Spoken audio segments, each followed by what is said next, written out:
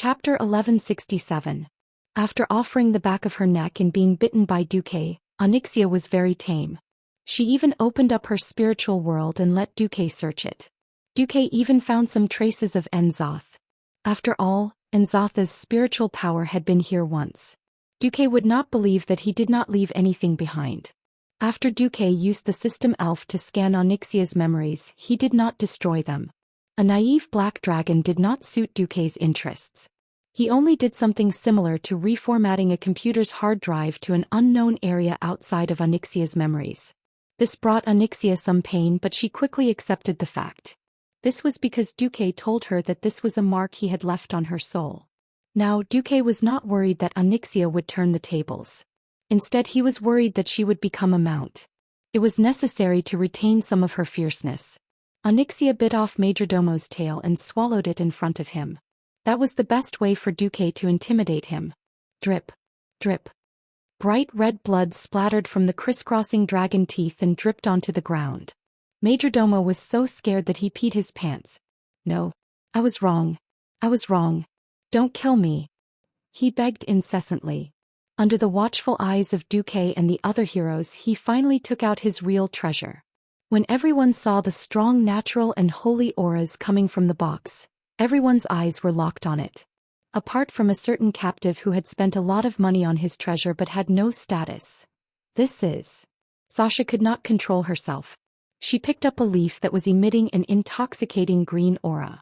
Sasha could clearly feel the leaf's attraction to her. It even seemed to be guiding her somewhere to do something. She let go of the leaf in shock. Something with spiritual power and even self-awareness was not ordinary. "Is there a problem?" Aurelia was very nervous. She almost pulled out the dagger at her waist and placed it on Majordomo's neck. Before the bitter Majordomo could defend himself, Duque had already concluded the matter. Duque smiled. "No, it's fine. It's an extremely rare treasure, the leaf of the ancient era. Good items can be said to be the best proof of self-worth that hunters and rangers can obtain in this era." "Is it a bow?" Aurelia asked. "Big sis and third sis first," Queen Sylvanas said immediately. Duque understood what Queen Sylvanas meant, but he could only smile bitterly. "First of all, there are exactly 4 leaves of the ancient era here. And if I remember correctly, at the very end, the longbow you will get will not be as good as the one you have now. So this is more of a form of training." "If that's the case." Sylvanas was a little disappointed. In the beginning, Aurelia and Sasha had followed Duque. They had gotten the Sun Fury longbow of the Phoenix in Karazhan, and Queen Sylvanas had envied them for a long time.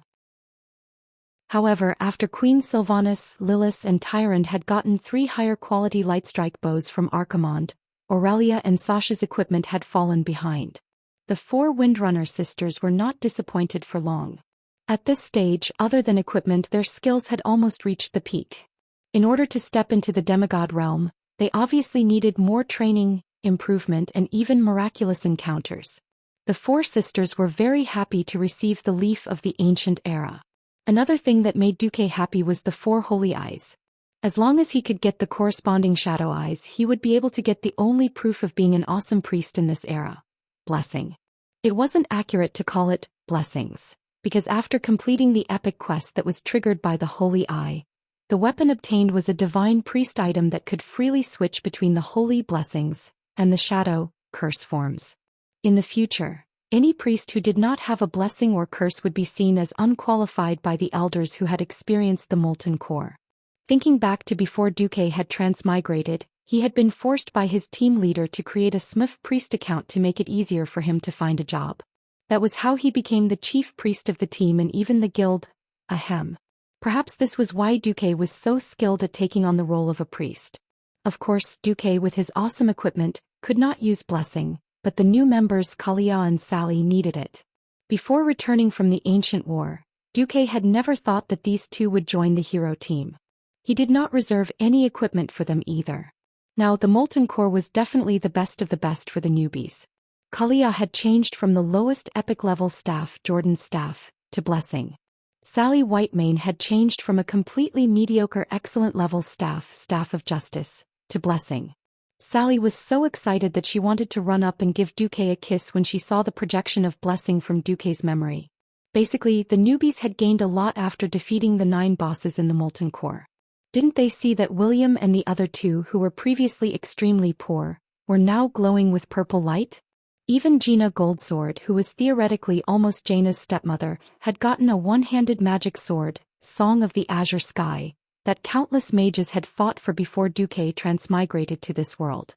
It couldn't be helped. Those who had spent Mount Hyjal with Duque had long surpassed this batch of newbies in terms of equipment. Since the older members did not want it, the newbies could only benefit from it. Of course, there were also some dramatic scenes. Valilla Seguner, who had also lived a hard life with William for a long time, ran to Vanessa after getting Executus, Molten Fang's, dagger. She compared her dagger with Vanessa's and as expected, Valilla burst into tears. Sigh. It was infuriating to compare oneself with others. Why did you have to compare yourself with Vanessa, the maid who had followed Duque for the longest time, the one who was actually a hatchet man and a roasting robot? Duque shook his head and said in his heart, "Girl, you're asking for it." Unexpectedly, Duque did not choose to immediately gather all the heroes to attack Ragnaros. Instead, he slowed down his attacks. On one hand, he would organize armed parades in front of Blackwing's nest from time to time. On the other hand, he even had time to let the kings and dignitaries take turns to rest and rush back to the country to deal with government affairs. Just like that, it was September 21st of the Dark Portal. Chapter 1168. The former prince of the Black Dragons and current king of the Black Dragons, Nefarian, was no fool. He was puzzled and uneasy by Duque's display of power. The Alliance's hero group had slowed down their attacks and even had the time to parade in front of Blackwing's lair. This was a warning to him. Of course, he knew what kind of people the Blackhand brothers were. If they dared to leave Blackrock Mountain when the Alliance's strongest forces were free, they would be courting death. In addition, the Molten Core's fire elemental monsters had all been withdrawn. Nefarian had no choice but to order the Blackrock beastmen to retreat. There was something else that almost drove Nefarian crazy. The princess of the Black Dragons, Xianxia, actually surrendered after being defeated, and willingly became the human magician Duke Marcus's mount. At first, Nefarian thought that it was a smokescreen released by the humans. Later, when Nefarian's shadow clone went to the front lines to supervise the retreat, he coincidentally saw Xianxia running over to launch an air attack on the retreating Blackrock beastmen. Nefarian then realized that his sister had really fallen. "Xianxia, you're crazy. You actually became a lackey of the humans."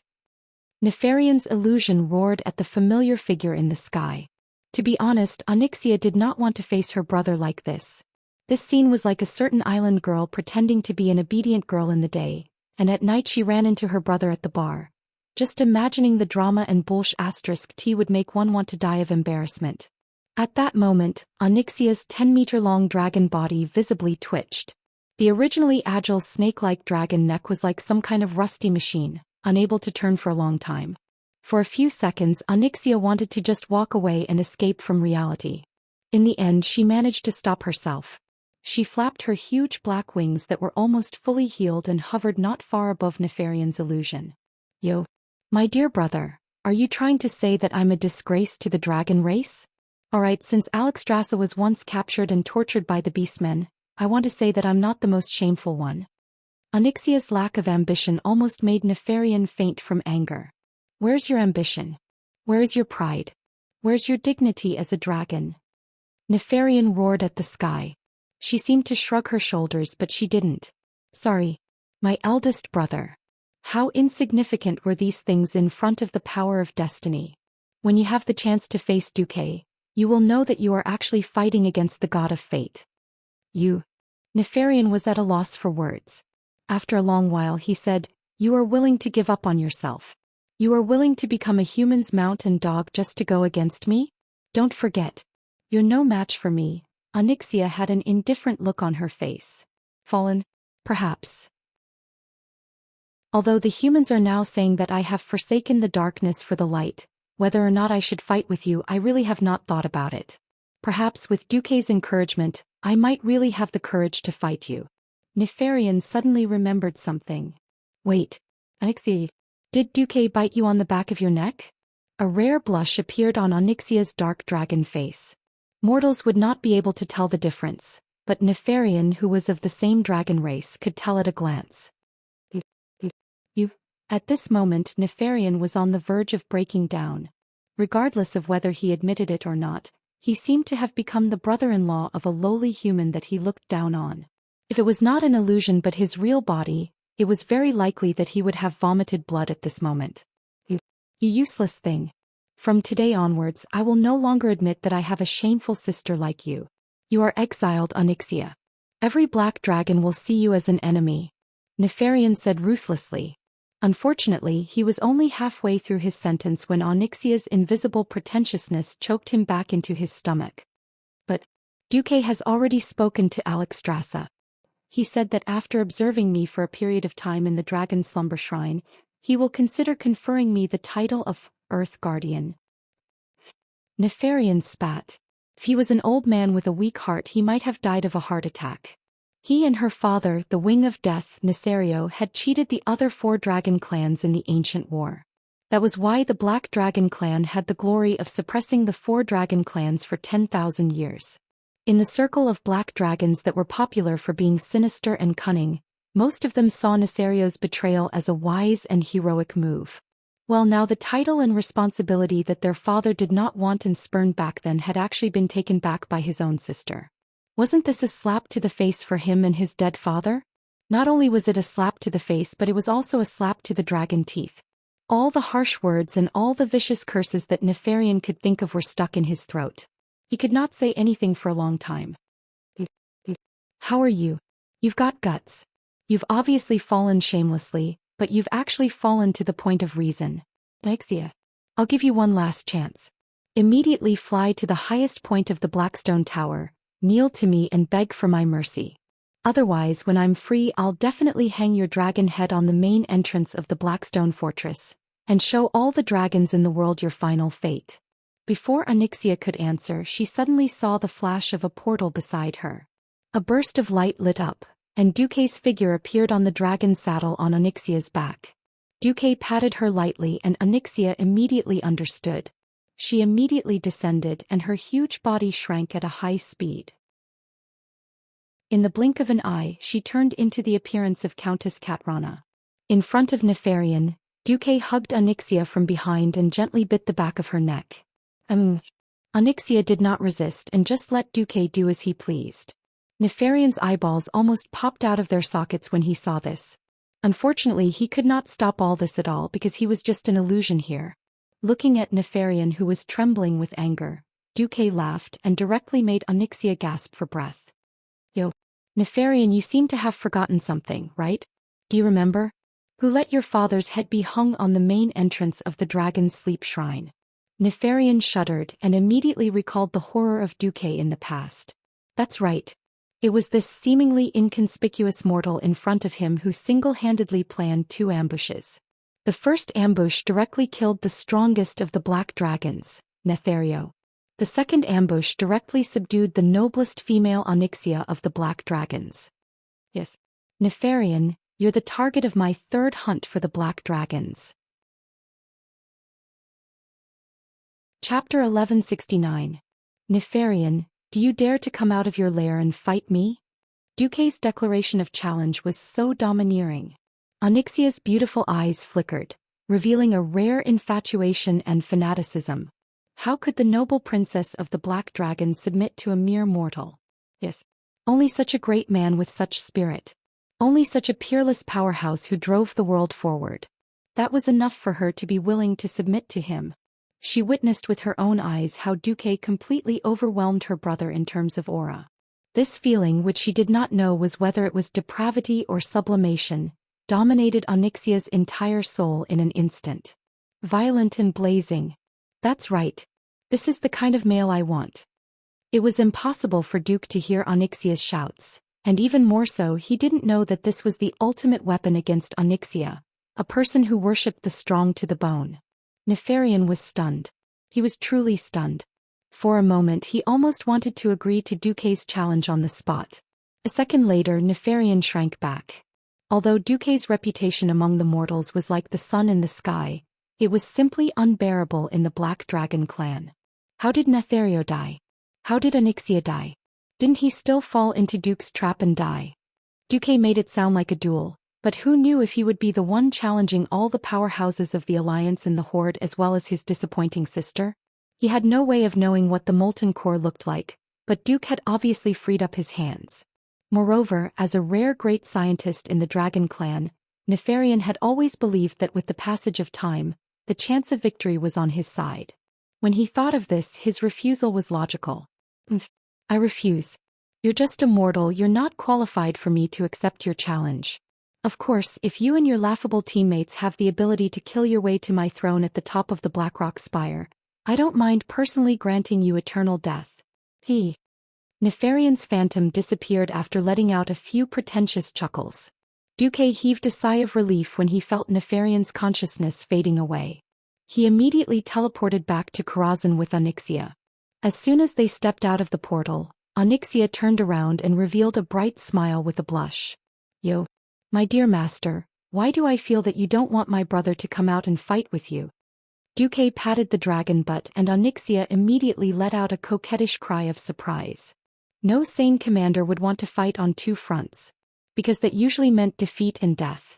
Although we used Majordomo to deceive the sleeping Ragnaros, the extinguishing of the flame rune will eventually trigger his nerves.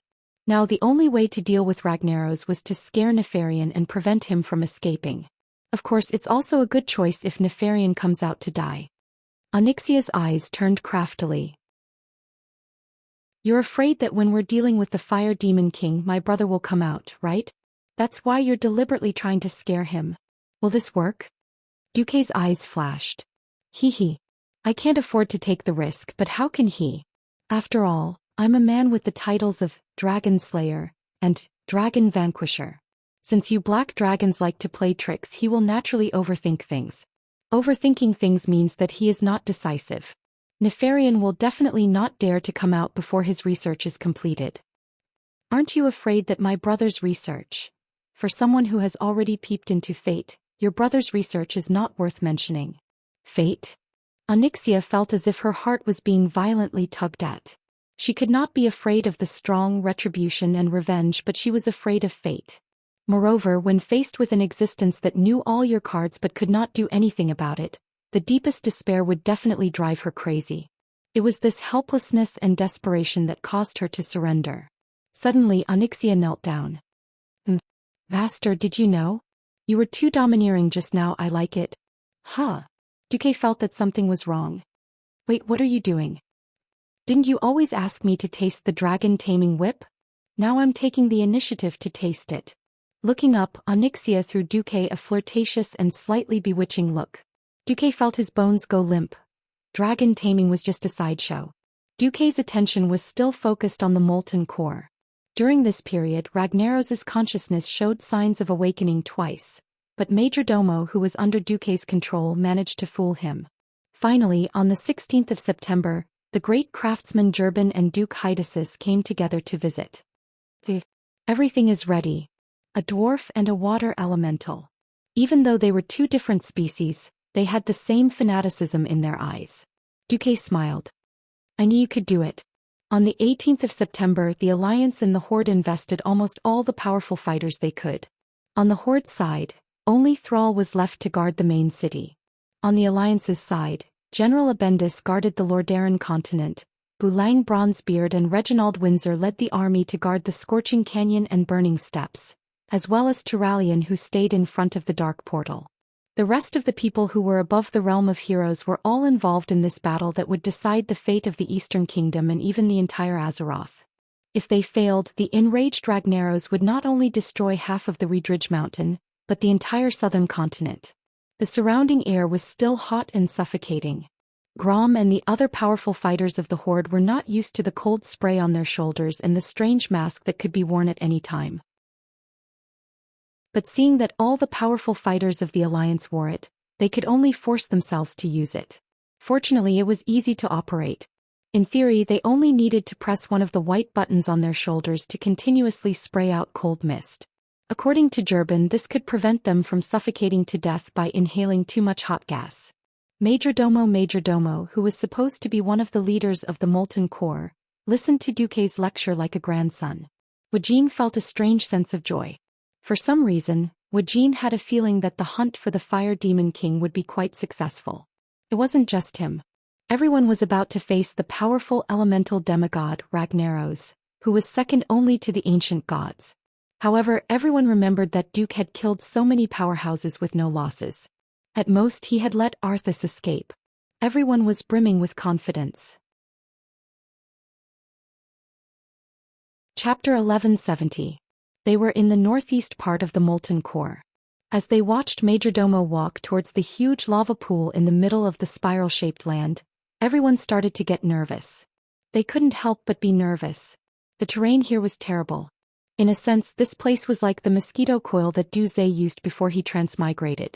The lava was about 10 meters wide and could be passed through after it cooled down. On both sides there was an endless river of lava.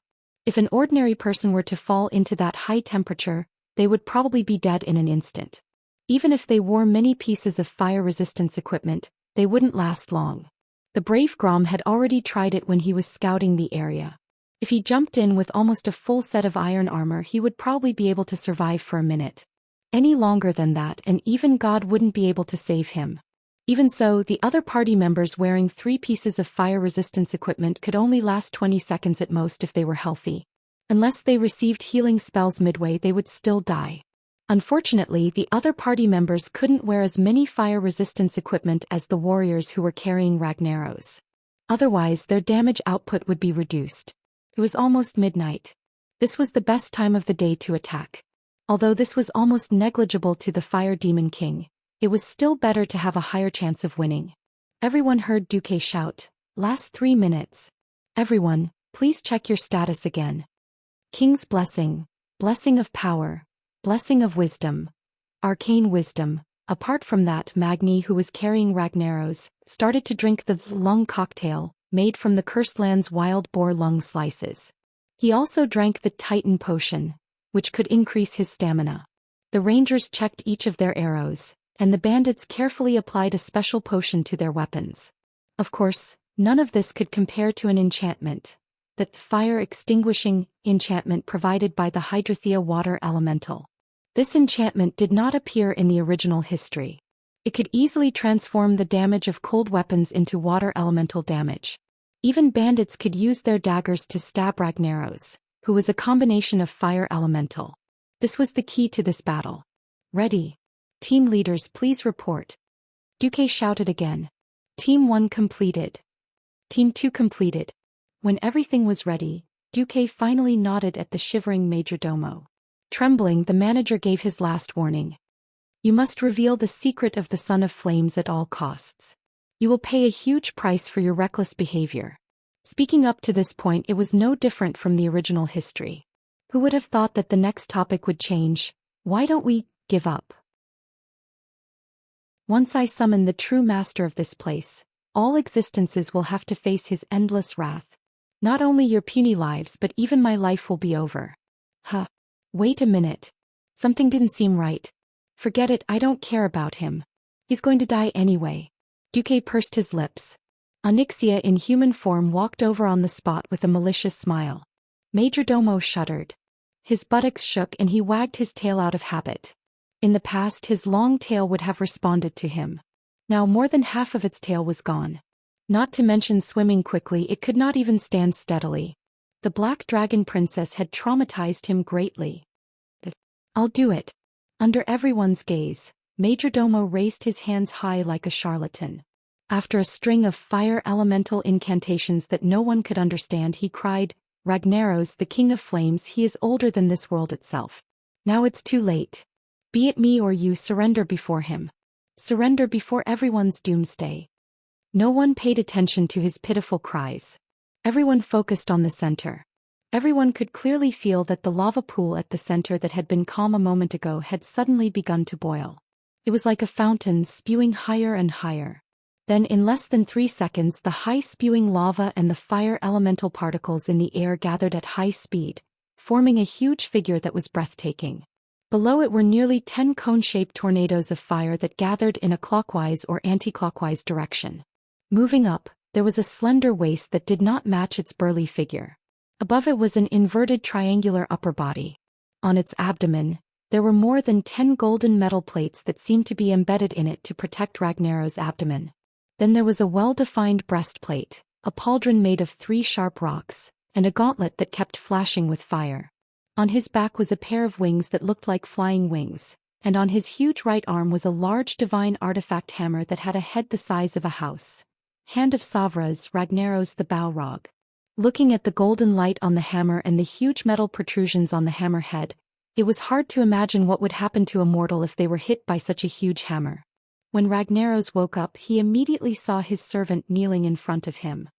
He did not care about the reason at all and asked, "Why did you wake me up? Majordomo, why did you disturb me?" Majordomo secretly glanced at Duque, who was not far behind him, and said the line that he had prepared earlier, "It's because of these invaders. They broke into your temple and wanted to steal your secrets." Duque squinted. He compared the conversation between his memory and the system elf that he had left in his retina. He finally realized what was wrong. Majordomo did not call Logger master. But what the hell is this? Even so, Ragnaros was enraged as expected. "Fool, you let these worthless bugs into this sacred place and now you've even led them to me. You disappoint me, Majordis, you disappoint me." After saying that, Ragnaros did not even wave his hammer. He raised his left hand high up. Every mage could feel a large amount of fire elements turning into streams of light and being forcibly pulled out of Majordomo's chest by Ragnaros. Majordomo screamed, "My flames, please don't take away my flames." Unfortunately, his power was bestowed by Logger. So was his life. When the Fire Demon King withdrew everything, he fell to the ground like a dead snake. He fell into the lava pool with a splash. Chapter 1171. Ragnaros turned his head and said angrily to Duque and the others, "Now it's your turn. You've foolishly pursued Ragnaros' power and now you're about to see it with your own eyes. Go to hell, mortals." Along with his thunderous voice, the Fire Demon King Ragnaros raised his huge red and black warhammer high. At this moment the entire hero group remained unmoved, and only Duque snapped his fingers. Rumble. Rumble. A rumbling sound that shook the entire lava world suddenly came from afar. Ragnaros was stunned. The sound came from afar and spread at high speed, and then even the ceiling of the rock cave where Ragnaros was located began to tremble. Under the illumination of the lava, the stone pillars and the load-bearing rock walls that supported the giant cave creaked and shook incessantly. Sand and stones fell one after another as if this not-so-small space could collapse at any time due to the violent earthquake. Ragnaros himself was the largest fire elemental, and mortals would not be able to tell anything from his so-called expression. As the overlord of the elemental world who had once dominated the ancient Kalimdor continent, how could Ragnaros' power just be ordinary? "Mortal, what have you done?" His angry roar was accompanied by a copious amount of pressure that spread in all directions. Just his roar alone caused the rivers of lava on both sides of the stone path to react. It was as if every drop of hot lava in the surroundings had increased in temperature by a few thousand degrees after hearing his voice. The rivers of lava made a continuous gurgling sound, as if fanatics were loudly praising Ragnaros as the burning world, the master of fire purgatory, and the mighty name of the Fire Demon King. The melee professionals closest to the Fire Demon King were the first to bear the brunt. After all, most of them were battle-hardened and determined. As for Kaliao and Sally, who were participating in a battle of this level for the first time, their faces were deathly pale. It was unknown whether it was because they were frightened or because the temperature was too high, but sweat poured down their foreheads like rain, gathering into small streams and sliding down their beautiful faces. Their eyes alternated between pitch black and red. Their wills were like a lone boat that had strayed into a river of lava, about to be engulfed by a fiery hell at any moment. Just as they were trying their best to hold the new epic-level staff, blessing, in their hands, encouraging themselves with the will of the priests to not succumb to the terrifying pressure of the Fire Demon King, the cold aura that had been protecting each and every one of them suddenly intensified. "Yo, Ragnaros, the Fire Demon King. It seems like you haven't learned your lesson from your defeat in the War of the Sovereigns. Is it because you've been asleep for too long that you've forgotten that this is the heir of mortals?" Dooku played it down, but his voice was clear, causing the weaker members to tremble. The frost aura emanating from Duque's body was so strong that even Queen Sylvie, who was slightly closer to him, could not stand it. Her face turned pale and her teeth chattered. Even so, the stubborn Servanas never left Duke's side even half a step. "Sorry." Duque turned his head and said softly. He then quickly adjusted his magic circuits and the output of frost elemental energy. Jaina and Ronan looked at Duque in shock. This was the first time they had seen Duque unleash his frost elemental energy. After entering the molten core, he had reminded Ronan time and time again that an individual's strength was limited. There was no need to fight against the entire flame world with Breaking Dawn magic. Why did Duque take the lead to violate this iron rule? Did he dare to use mere mortal strength to fight against a demigod elemental king who had the terrain advantage? Duque drew his sword. Although it was a little inappropriate for the strongest pharaoh to slash someone with a sword, Duque had indeed drawn his sword. More than 50% of his mana was poured into this sword, and it shot towards Ragnaros's left arm like a bolt of lightning. A streak of icy cold light streaked across the sky. In his field of vision, it even more so split this scorching hot world into two. Amidst the sky full of sparks, everyone, including the fire elemental servants hiding in the river of lava, saw Ragnaros's right arm suddenly explode into a sky full of sparks. Then a hole large enough for a carriage to pass through appeared on the arm below his right wrist. There were traces of cold air on the hole, and frost elemental energy swirled there like an ice tornado, resisting and wearing away at the endless fire elemental energy in Ragnaros's body. The Alliance and Horde heroes all opened their mouths wide in shock. They could not understand what was going on. They could tell from the frost aura that Duque had used up a large portion of Duque's mana. To them this was like hitting a rock with an egg. Why did Duque make such an unwise move? Ragnaros laughed sinisterly, but his smile froze in the next second. It was as if he heard the most inconceivable sound in his life. Duque's seemingly unplanned attack was just the beginning, and it was far from the end. After Duque's frost sword pierced through Ragnaros, the remaining force of the sword did not dissipate. It directly shot into a huge lava wall 250 meters behind the Fire Demon King. The cold light sunk deep into the wall and there seemed to be no more sound. Just a moment later, a rustling sound came from the depths of the stone wall, as if something had broken. It was as if Duque's sword had touched a taboo in the stone wall. There was a loud bang and a huge water column suddenly sprayed out of the deep cave, instantly lowering the temperature of the entire huge cave by at least 10 degrees Celsius. Duque waved the divine sword Gandalf. This time the sword light was not as strong as before, but it was still sharp. Even if Lager wanted to stop Duque, he could not stop him from destroying the huge rock walls around him at high speed. When the originally solid rock layers crisscrossed and cracked, more water columns sprayed out.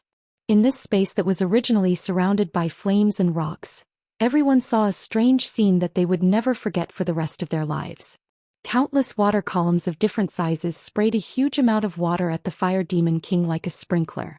However, before all the water reached his huge body, it was instantly evaporated by the high heat around the Fire Demon King. Clouds that were visible to the naked eye appeared around Ragnaros. It was water vapor that evaporated from his high temperature. The water vapor did not directly hit Lager. Instead, it slowly rose and circled above his head to form clouds. Duque smirked.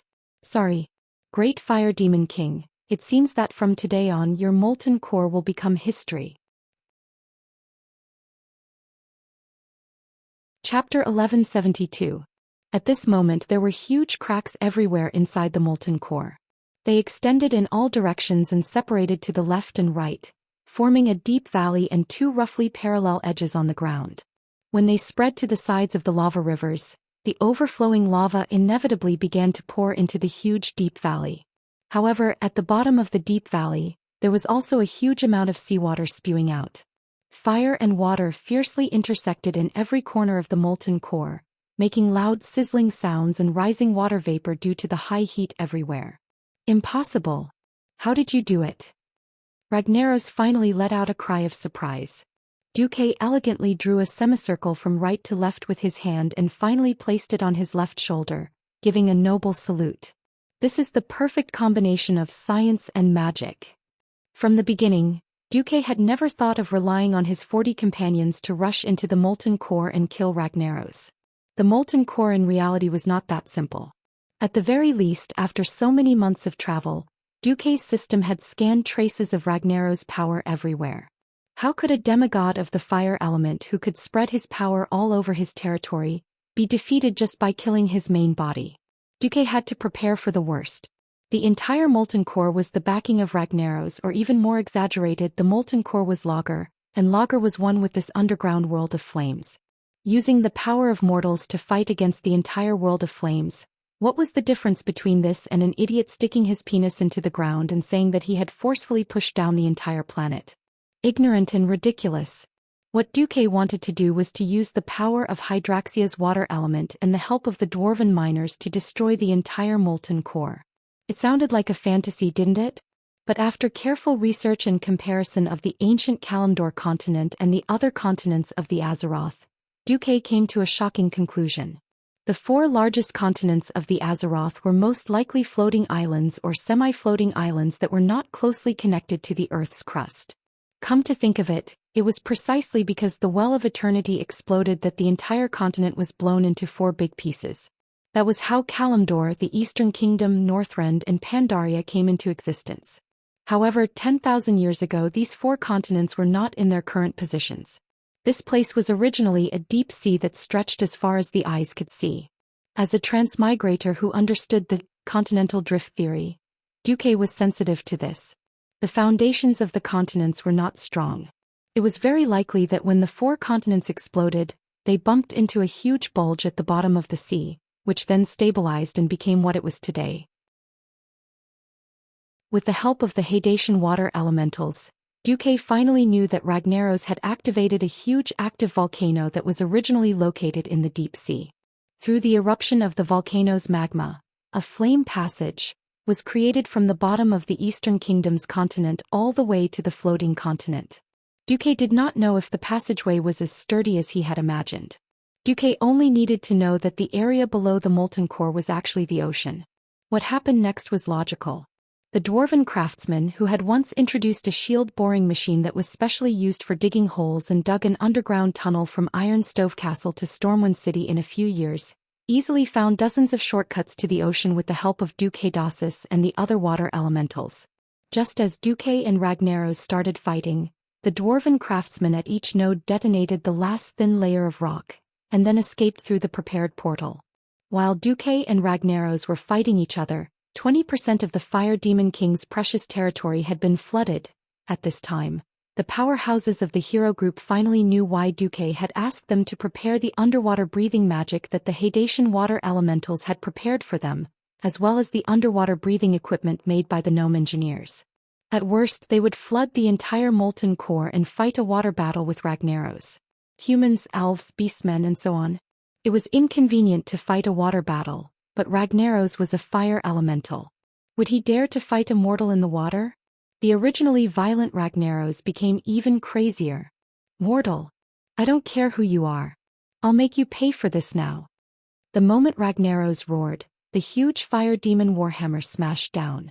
The deafening rumble made people feel as if a mountain had fallen from the sky. Hey, do you want to kill me? Have you asked for my permission?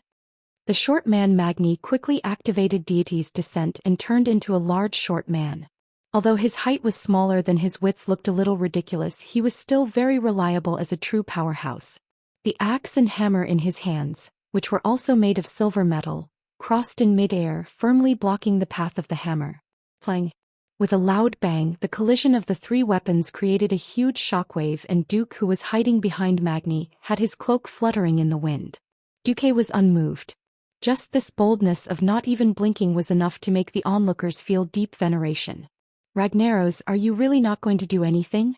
We're not ants that you can kill at will, but if you don't save your territory, your hundreds of years of effort will be wasted, Duque reminded Ragnaros bitterly. Duque was right. The entire molten core was a part of Ragnaros' body, and also the source of his power. It was an accident that the Iron Dwarf summoned him, but it was also inevitable. Ragnaros had long planned to return to the land. However, his power was not enough to burn the entire land, and it was not even enough to deal with the Eastern Kingdom. Hence, he had painstakingly accumulated the lava from the depths of planet Azeroth, and piled it up in the molten core. What was stored here was his energy, his ammunition, and his treasures. If he could quickly get rid of Duque and the rest, he could of course immediately turn around to deal with the crisis of the molten core being flooded. On the contrary, he could not quickly get rid of Duque and the rest, so he had to make a choice. No matter what choice he made, Duque would definitely not lose. Damn it! Ragnaros roared and raised his left hand. The ground immediately rumbled. This was different from the passive rumbles from before. This time Ragnaros actively changed the geographical structure of the molten core. Although the powerhouses were not too clear about the situation outside, they could still see a curved crack extending along the spiral flame pool. This was clearly a circular arc that seemed to separate the entire flame pool from the outside world. Chapter 1173. In the next second, the solid rock layers started to rise as if they were going to form a dam. No, they were going to form a mountain that completely isolated the seawater, isolating the entire pool of fire from the outside world. It wasn't just here. Rumbling sounds could be heard from afar, and more mountains were rising. Ragnaros was trying to cut his losses and separate the various regions of the molten core to preserve as much territory as possible. Even Jaina and the other ladies who had participated in many battles couldn't help but cover their mouths, much less William and the inexperienced newcomers to the hero team. Moving mountains and rivers, using the rising mountains to resist the ocean that could extinguish all flames. This kind of earth-shattering power was definitely something that mortals could only look up to. The legendary power of the true realm of gods hadn't appeared on this land for tens of thousands of years. When almost all the ancient gods were sealed during the War of the Dominators, and when the last batch of demigods perished in the War of the Ancients, there were no more such legends in the mortal world, especially in the Eastern Kingdom. But today, even the most exaggerated power, which was only described in a few words in the oldest human poems, was finally displayed in front of mortals. Even the bravest and boldest mortal warriors didn't dare to imagine what would happen to them when they only had the power of mortals and faced such a terrifying fire-type demigod. However, there was no doubt that the mortals had the upper hand now. All of this was because there was a hero who could allow mortals to stand on equal footing with demigods and true gods, Duke Marcus. After months of preparation, the results were finally showing. Duque raised his head 45 degrees and stared at Ragnaros' figure, which was at least 15 stories tall. There was also a fanatical look on his face. It was the taboo excitement of being about to challenge authority and absolute power. This time, it wasn't the outsiders who were weakened by the Titan magic formation that stood in his way. Instead, it was a genuine and incomparably powerful local demigod. He wasn't an individual like Xianxia, but a top-notch demigod who was at the pinnacle of the demigod realm and controlled an elemental domain. Now it was time for him, Duque, to personally blow the horn to attack. So what if Ragnaros could control the flames within a radius of thousands of miles? I can extinguish all your flames with a water attack. Logger, so what if you're a top-tier demigod? I use science and magic to block most of your power. Come on. Mad Fury. If you dare to transfer more power from your base in the Land of Fire, I will gain more. Duque's eyes shone brightly. His goal was no longer those artifacts. He had a higher goal, the power that Ragnaros had that could allow him, Duque, to step into the realm of God. After all, Ragnaros had just woken up from a deep sleep. He was still a little confused, but he immediately discovered the method Duque used to inform his men. Magic message? I, as the ruler of fire, declare that in my domain arcane energy is forbidden. Luo Ning's expression turned ugly. He was shocked to find that the arcane elemental energy around him, which he used to communicate with at all times, seemed to be afraid of something and began to move away from him. Ragnaros, there are still nature, frost, shadow, holy, and so many other elements. Why don't you ban them all? Duque sneered and snapped his fingers for the second time. At this moment, the water elemental that had been standing beside Duque suddenly reacted. The water elemental of a mage was essentially a pure magical creature. It did not belong to the Hydraxia water elemental faction, but this did not stop the water elemental from using its own method to transmit information to Duke Hydraxis. Outside the fire pool, Duke Hydraxis let out a roar and a huge waterspout rose from his arms. The waterspout that was hundreds of meters tall easily destroyed the earth barrier that Ragnaros had raised with his divine power. Bastard, Lager almost went crazy with anger. If it was any other day, he could destroy an ordinary leader of the water elemental formation with a single finger. One had to know that in the War of Domination he had even killed the leader of the water elemental formation, Tidehunter Neptulin. Why would he care about a small leader of the water elemental formation? But now, there was still Duque and the others holding him back, and there was also the huge amount of seawater distracting him. He could not concentrate his power for a long-range attack. Ragnaros was really angry now. I have lost my patience. All of you can go and die. With that, he blasted Magni with Rage of Ragnaros. The Avatar state could make the Shorty King immune to most fire damage, but the strong impact still caused Magni to roll away like a gourd. At this moment, Duque raised his right hand high and waved it down. This was the call for charge. Without any hesitation, another tall and burly figure rushed over at high speed and stood at the front of the team. Cowhead Chief Cain Bloodhoof. After putting on almost a full set of black iron fire resistance plate armor, he who was already huge now looked more like a war machine. The totem pillar that was emitting an icy blue water elemental glow swept horizontally and smashed heavily into Ragnaros's waist. Hey, Ragnaros. I'm here to greet you on behalf of your water elemental father. Old Cow laughed mockingly. Duke blinked. This old bull has mastered the taunt divine skill to the point of perfection. Water and fire were incompatible. It was the same in Azeroth. How could Lager tolerate the accumulated hatred of tens of thousands of years and the fact that Lager had killed Neptulin? The fire elemental formation was originally very irritable, and Lager was easily angered. The Firelord Warhammer that was raised high up in the air had been targeted at the damned Duque 5 seconds ago. Now it had become that annoying old cow. Bam! The giant Firelord Warhammer clashed with the totem pillar, and a huge ball of flames burst out. However, Cain was able to block the attack easily with the help of his superb equipment, which gave him a massive boost in strength. The old bull snorted and laughed. That big guy only has this much power? It doesn't hurt. It doesn't itch. If Ragnaros had legs, he would definitely send this damned cow flying with a kick. When he was about to attack, the Shorty King, who had rolled away and soaked in lava for a few seconds, had already turned into a silver stream of light and charged back with Intercept. Little burning man. Come. Let me make you into an eternal candle and put it in the toilet of the Iron Stove Castle to illuminate shit. Duque was speechless. Could it be that one couldn't be a good warrior if they didn't have a sharp tongue? Chapter 1174. Taunting could be said to be a warrior's necessary skill. Apart from inexperienced fellows like William who only knew how to attack people, most of them had mastered the art of taunting that could destroy the world. Duque had the time to check the situation around him as he used his large frost arrow. The 4 Windrunner sisters kept knocking their arrows, throwing an empty quiver into the lava pool every 30 seconds. Ragnaros's body was too huge, but as a fire elemental chief level creature he didn't have any weak points.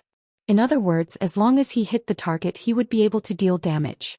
For marksmen like the Windrunner sisters, they could even hit the target with their eyes closed. When there wasn't much pressure on the healers, Tyrant also joined in the shooting. Today she didn't bring the famous white tiger with her. She was wearing a pure white priest robe and playing with her bow and arrow, which made her look a little out of place.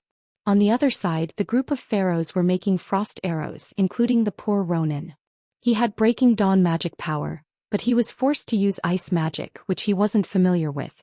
Behind Ragnaros, several phantom-like figures were rapidly restoring the daggers in their hands. From time to time they would appear and disappear into thin air again. Ragnaros could sense that there were small bugs behind him that were hurting him, but it did not seem to be that serious. No matter how powerful they were, they couldn't compare to killing those 2 fellows who kept cursing him. Of course, there was also the wizard named Duque who kept breaking the rock barrier and drawing seawater to deal damage to him. Ragnaros remembered this guy from the mouths of mortals. Compared to the other mortals, this wizard who drew seawater to attack him was the one who dealt the most damage. Almost every pillar of water forced him to use large amounts of fire elemental energy to counteract it. To him, the fire elemental energy was both his strength and his life. He hated that fellow named Duque to the core. Hey, can you not attract this big guy's attention? Why don't you carry this big guy? Magni cursed in the Dwarven language. He knew that Duque could understand him. Duque rolled his eyes and silently cast a mirror image doppelganger while a ball of fire flashed, then activated invisibility, and walked away. The next moment, everyone saw a Duque being sent flying by Ragnaros's flames and falling into the lava. Seemed to have died. Everyone also saw a shameless fellow wearing a priest's attire as soon as he appeared. He openly blended into the group of priests and praised, "Holy light! We can put up a fight with this idiot." At the same time he cast 2 strong healing skills on Old Cow. As the second warrior to carry Lager, Kane was obviously not treated as well as Magni, who was the main tank. As the pressure on Magni's side was too great, Kane was easily neglected. Moreover, the healer was from the Alliance, so of course he would save the Alliance members first. Kane felt a little bitter. Who asked him to have thick skin and strong vitality? Heaven to the left, the warrior to the right. Who asked me to suffer?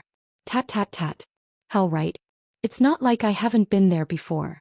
Even if the healers couldn't keep up, Kane quietly completed his task and shared the damage for Magni. When 2 powerful and pure holy lights crossed the void and descended on his head, stimulating the recovery of his body. Even the scabs on his hands quickly fell off. Kane was very touched. Where did this new bishop-level priest come from? Kane took the time to look back, only to see a certain impure being in the group of priests winking at him. Old Cow was speechless. A Breaking Dawn wizard actually knows holy light? Alright. I don't care if you're a part-time or full-time priest as long as you can heal me well. Duque's cameo as a priest was the most beneficial addition to the team's healing lineup. After all, apart from Benedettas, who was very reliable now but would be unreliable in the future, most of the healers in the team were newbies. This was especially so for Sally. She was often unable to heal because she was flustered. On the other hand, Duque had a plug-in made by the system and could easily see the HP of everyone in the team. Even if the entire team was very well equipped and filled with potions, they couldn't help but feel uneasy after a long time without receiving any healing spells. After observing for a few seconds, Duque decisively let Tyrande return to be the healer. Tyrande, you take care of Magni and Kane. Sally, if Tyrande is sent flying, you take care of Magni. Kalia, you're in charge of the melee team. If you see them getting burned, just cast recover. Benedettas, you're in charge of the ranger team and the wizard team. Breer Bearskin, you're in charge of the mobility team. If you see anyone injured for more than 5 seconds without healing, you go. It was a very chaotic scene. People were constantly being sent flying, and there were also idiots who were thrown into the lava river. When they floated up, their faces were covered in lava and they couldn't tell which way was north. If it wasn't for Duque occasionally switching back to a wizard and using the newly developed spell, Frost Hands, to pull up those who had fallen into the lava, a few of them would probably have died, such as Valera. She was once sent flying at the same time as Varian. She actually very heroically kicked Varian back in midair, and she flew far away and fell into the river, almost unable to get up.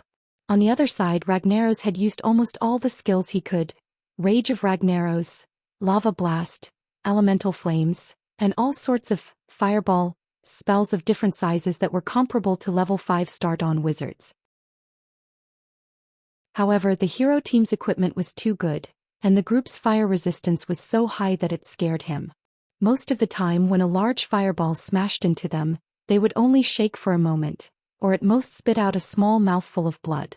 Ragnaros was also angry. He raised his arms and shouted with a thunderous voice, "Come out, my slaves, and protect your master. I am invincible. Appear, slaves of the flames, your master is summoning you. Let the flames purify everything. Feel the flames of saffron." With these extremely classic lines, Duque knew that Lager was about to recruit underlings. As soon as Lager finished speaking, everyone in the hero team was dumbfounded, because they saw thousands of soldiers and horses. Hundreds and thousands of fire elemental elites emerged from the lava pool and charged at Duque's team at high speed. Each fire elemental was not huge, but there were many of them.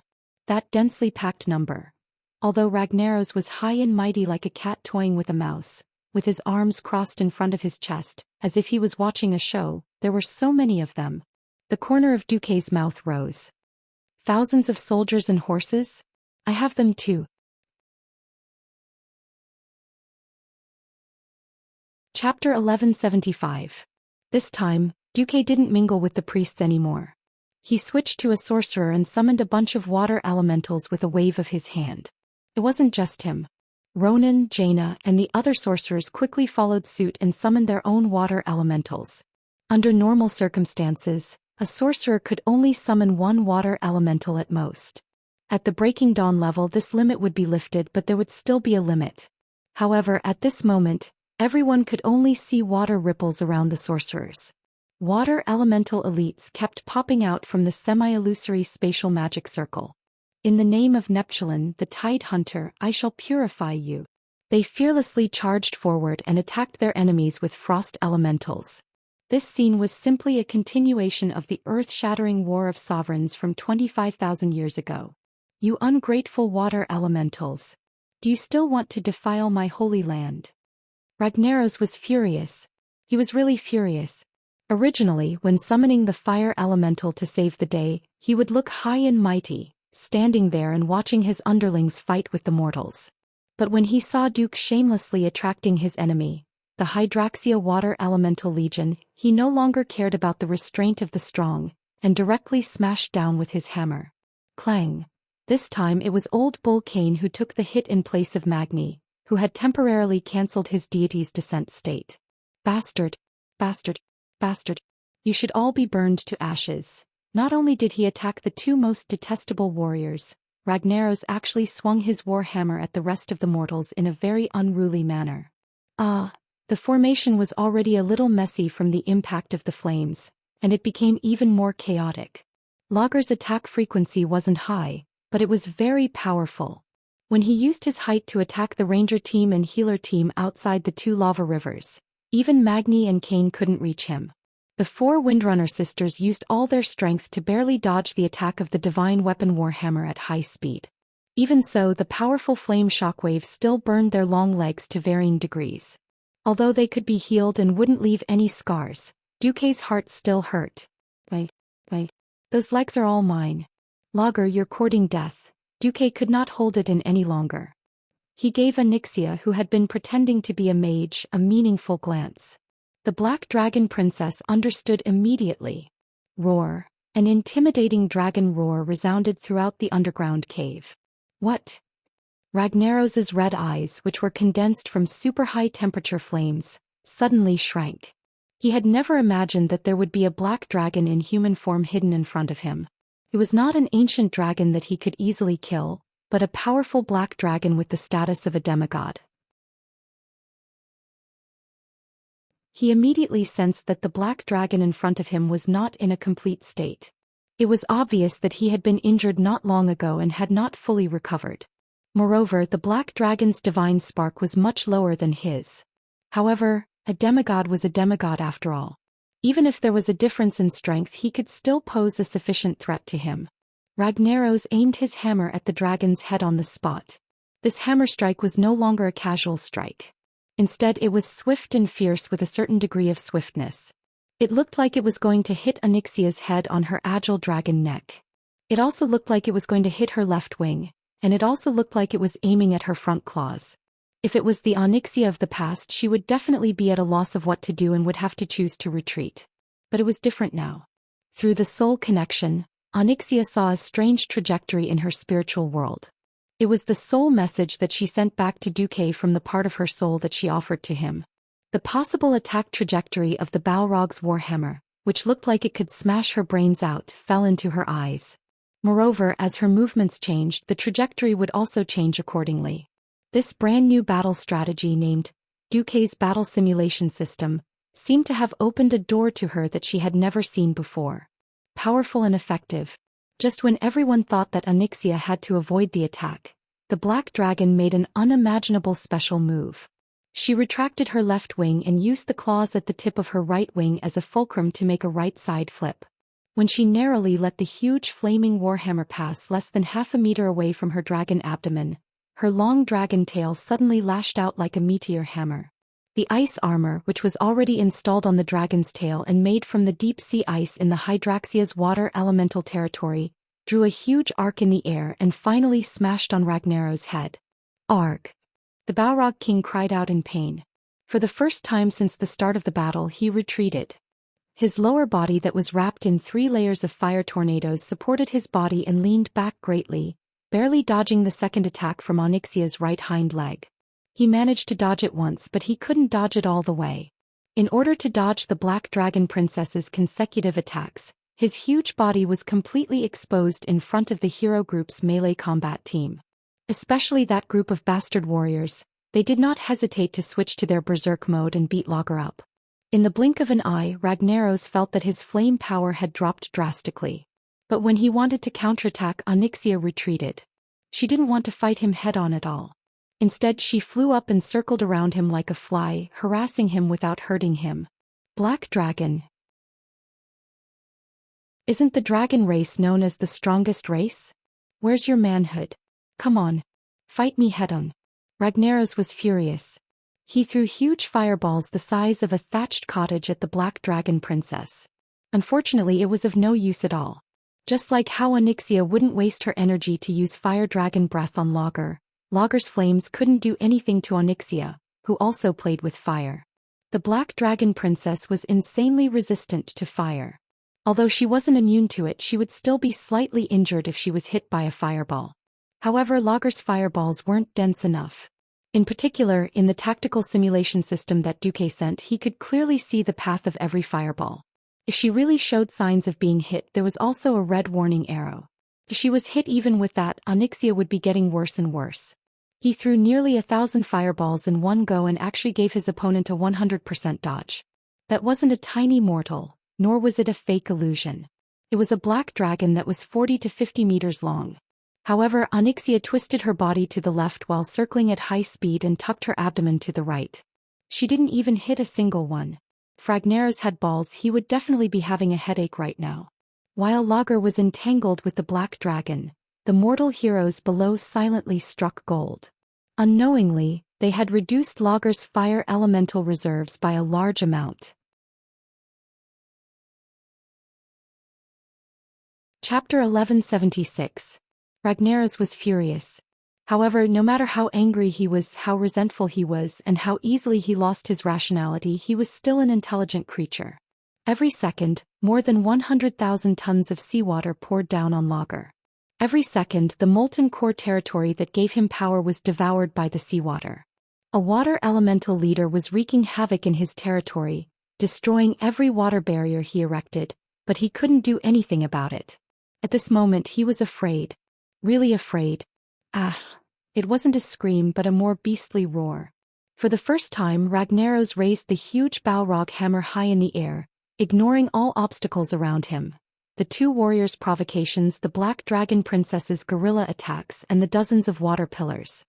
His eyes were extremely empty, as if he was staring at no one. However, the more it was like this, the more uneasy Duque felt. Because according to the system notification, Ragnaros still had at least 30% HP left. Disperse, Duque ordered. However, it seemed to be a little too late because Lager's entire body seemed to have collapsed, and her tornado-like lower body lay where Magni was supposed to be. In the next moment, her arms suddenly swelled and the house-sized Balrog hammer came crashing down. Boom! Before the hammer hit the ground, it had already produced a deafening explosion in mid-air.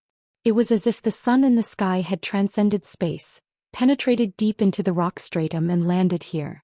Moreover, this time Lager's target wasn't the thick-skinned warriors, or even the close combat team. She had been targeting the healers from the start. Not only did the few female priests turn pale, even Duque's face turned green. Not good. Once the healers were all wiped out, no one would be able to last more than 5 minutes in this fiery hell that Lager had created. The huge Balrog hammer was so dazzling that it rapidly enlarged in their vision. Even Benedicta's and Tyrant, who had already run a few steps, realized that it was impossible for them to escape with their own strength, let alone Kalia and Sally, who were frozen in place with fear.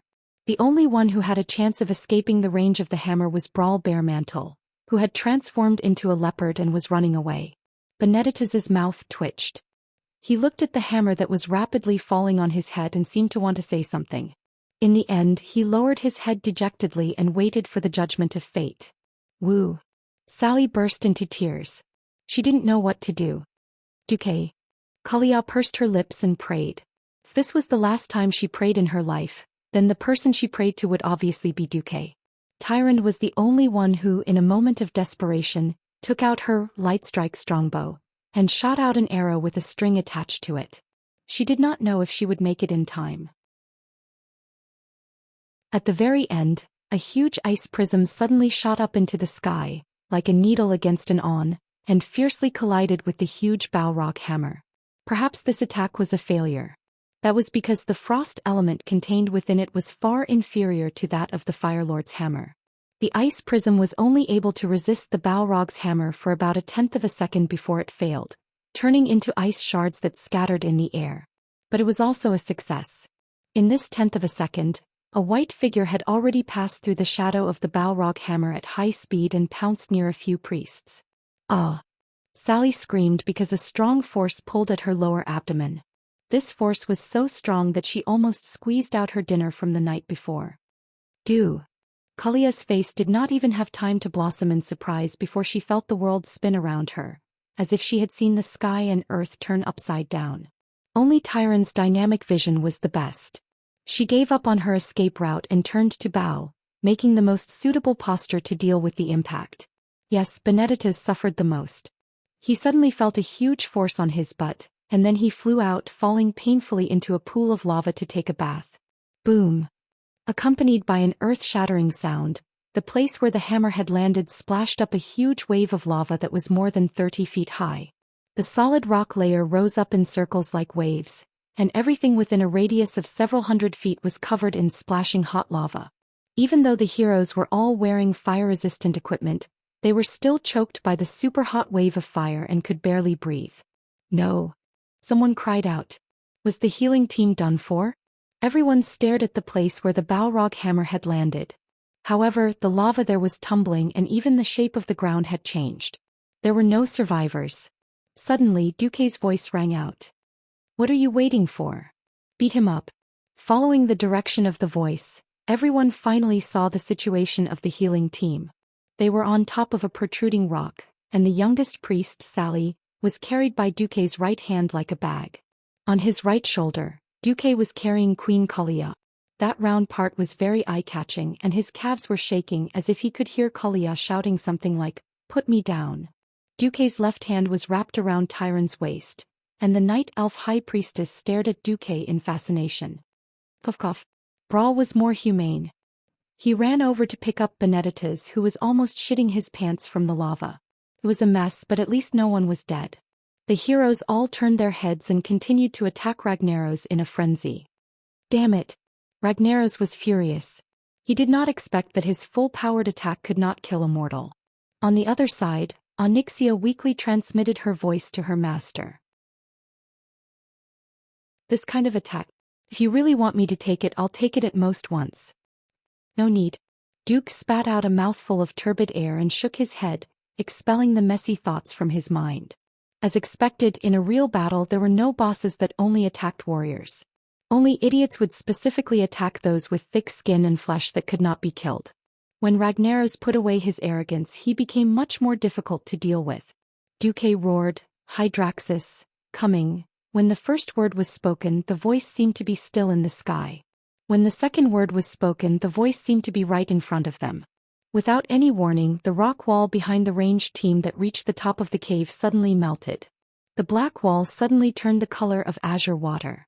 In less than 3 seconds, a water giant as large as Ragnaros appeared. "Hydraxis? You have no right to stand in front of me," Ragnaros roared. "Is that so? But I'm already standing in front of you. And I'm not the only one." Duke Hydraxis' eyes, formed from the purest essence of water, swept a glance at Duque. Those extremely human-like eyes revealed a look of gratitude. Chapter 1177. Duke Hydraxis' gratitude was sincere. If not for Duque, he would not even have the right to stand in front of Lager, as he had not even stepped into the realm of demigods. But now he had the chance to avenge his dead master in the war of domination. Duke Hydraxis' heart burned with passion. Pfft.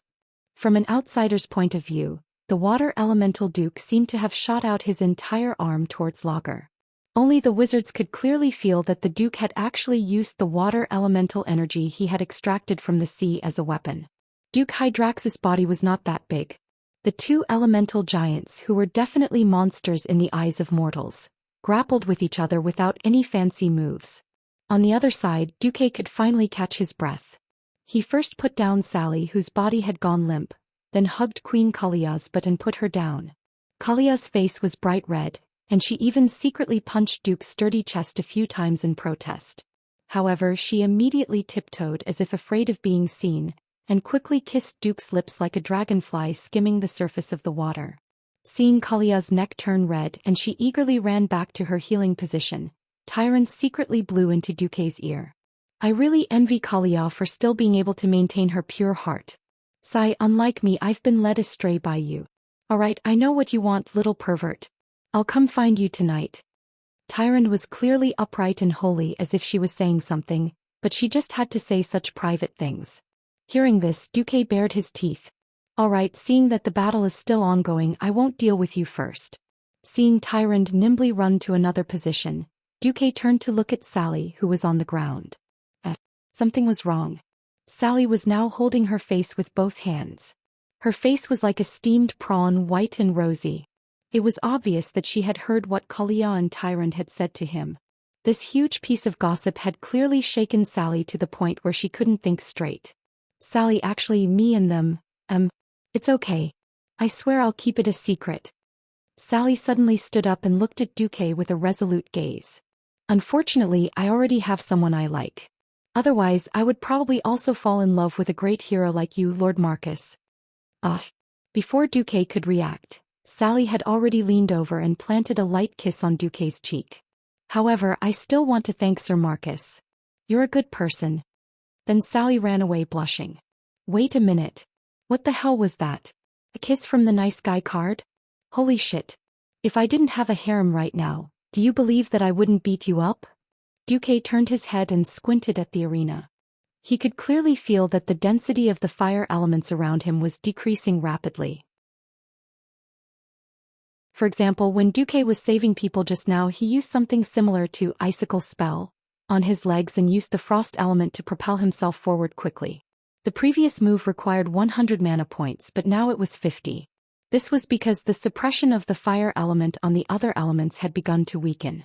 The arcane elements that could not be used for a while could now be used. Ronan was the first to sense it and immediately threw a barrage of arcane missiles at Ragnaros.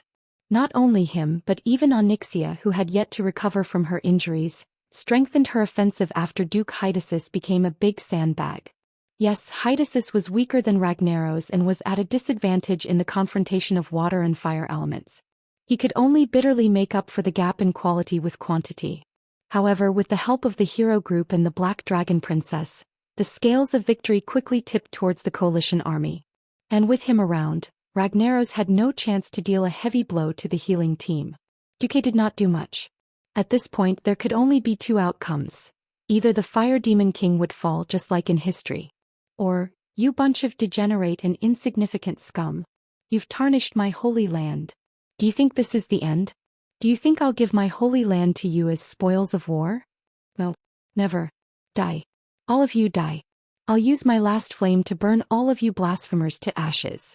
In everyone's field of vision, the gigantic Ragnaros had suddenly shrunk to about 1/3 of its original size. Even so, he was nearly 5 stories tall. Perhaps this was a form of weakness, but it was also a terrifying condensation. He was smaller, but the temperature was higher.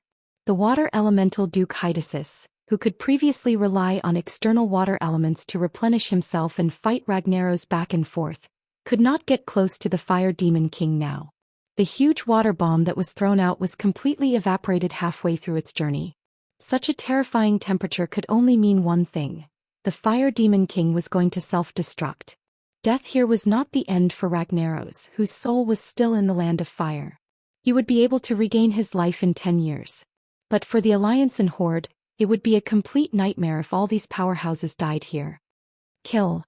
Mograine was the first to rush over with Ashbringer in his hand.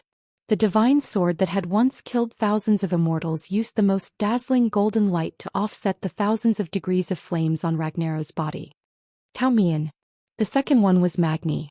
After activating Deity's Descent, again he charged over with his extremely high magic resistance. The third was Xianxia.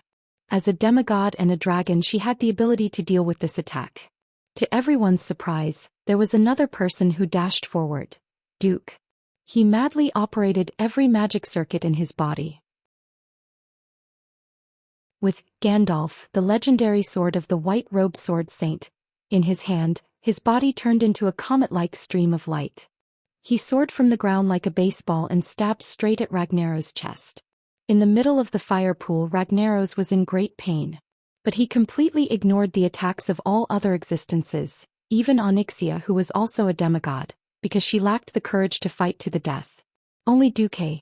Not only did this human have the power to destroy him, but he also had an extremely strong and clear determination. This was not just a simple destruction. Ragnaros could clearly feel that Duque was almost domineeringly declaring that he was going to plunder the power that originally belonged to him. Ragnaros roared. The ultra-high temperature of tens of thousands of degrees formed an almost absolute fire domain, and all the elements within the domain were engraved with his mark. Not only the fire elements, but even every drop of lava under his feet and every molecule in the air carried his will and attacked Duque at the same time.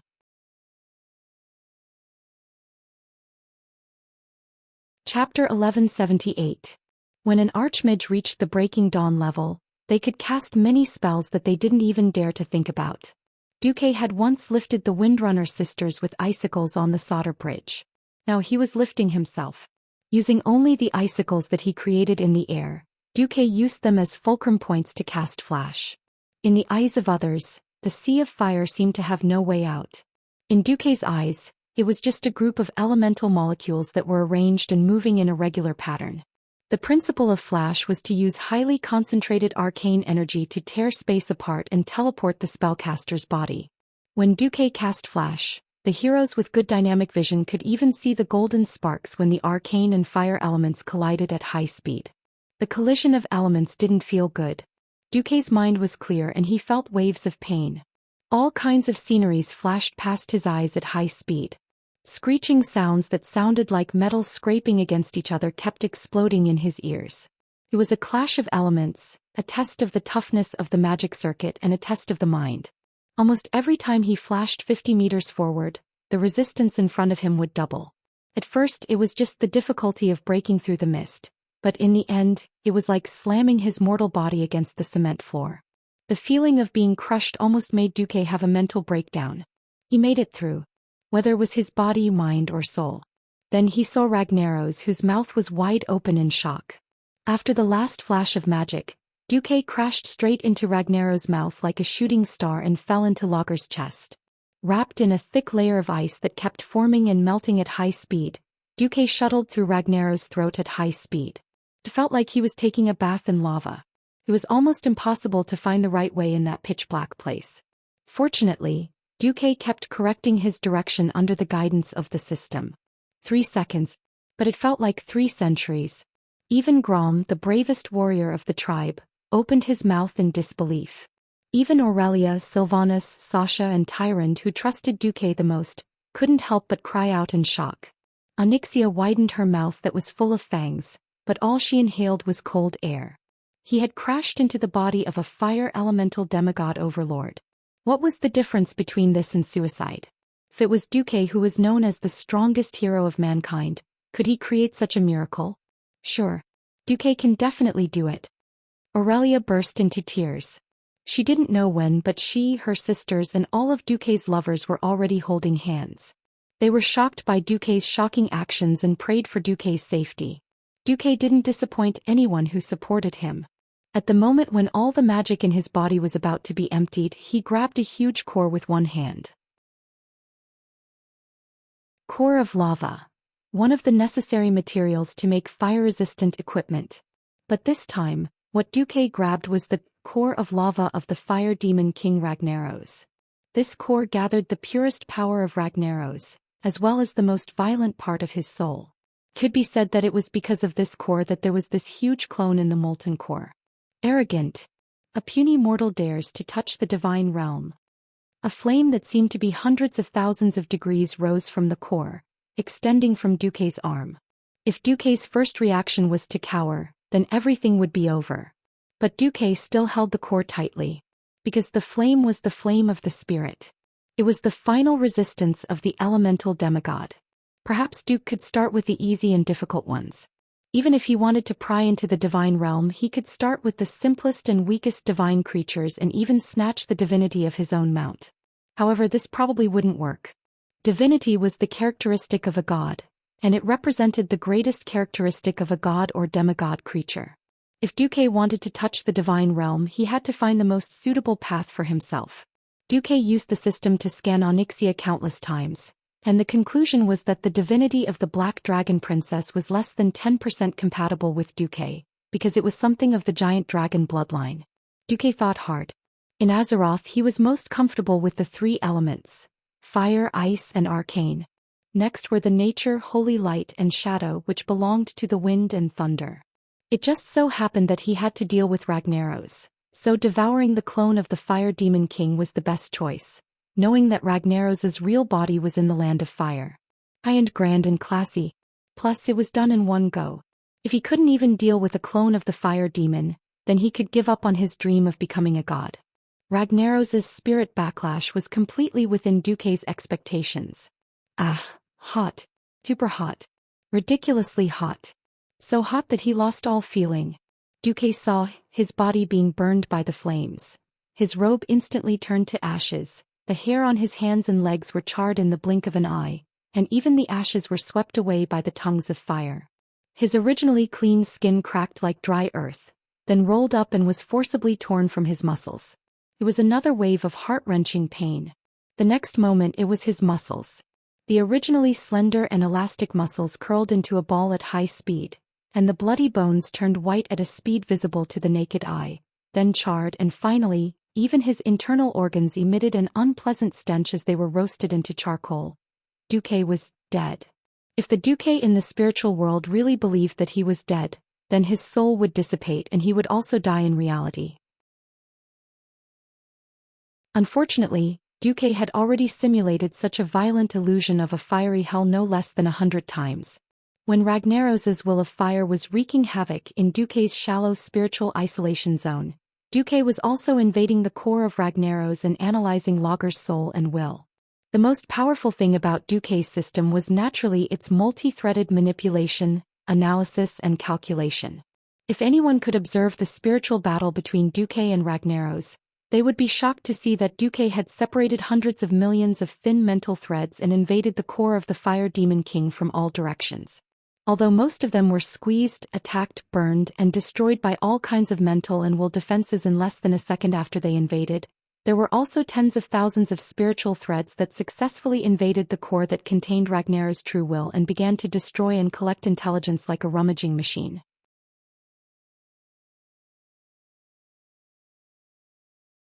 Chapter 1179. As an elemental demigod, how strong was Ragnaros? Duque had a rough estimate in his mind. Although Ragnaros was strong, it was impossible for him to surpass Malorn, who was known as the strongest demigod in the Ancient War. According to the data collected in the Ancient War, the System Elf's estimate was more realistic. As the ruler of the Land of Fire and an elemental creature that had lived for tens of thousands of years, Ragnaros' strength was undeniable. Unfortunately, he was injured in the War of Sovereigns 25,000 years ago. He was beaten like a dog along with Si, Thun, and the other ancient gods. If he was still at his peak, he wouldn't have needed to be summoned by the Black Iron Emperor and hibernate in the human world for hundreds of years. On the other hand, Ragnaros' power was like his flame domain. Although he could absorb power from natural flames endlessly, he didn't get rid of the savagery and chaos in nature. It was like using good steel on a knife's edge. How powerful could a weapon be if it was used indiscriminately? Therefore, although the power of the Fire Demon King seemed to be huge, the purity of the fire element was not high. At the same time, his use of all flame power had not changed in the past 25,000 years. He was still at the lowest level of borrowing, using quantity and brute force to win. This gave Duque a chance. No matter how much spiritual power Ragnaros used, how many seas of fire he created, and how many times he attacked Duque's spiritual world, Duque still, no.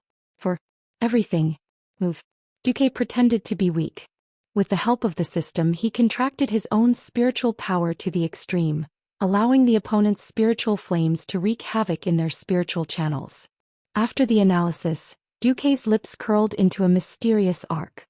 In reality, only 1/100th of a second had passed since Duque grabbed Lager's core.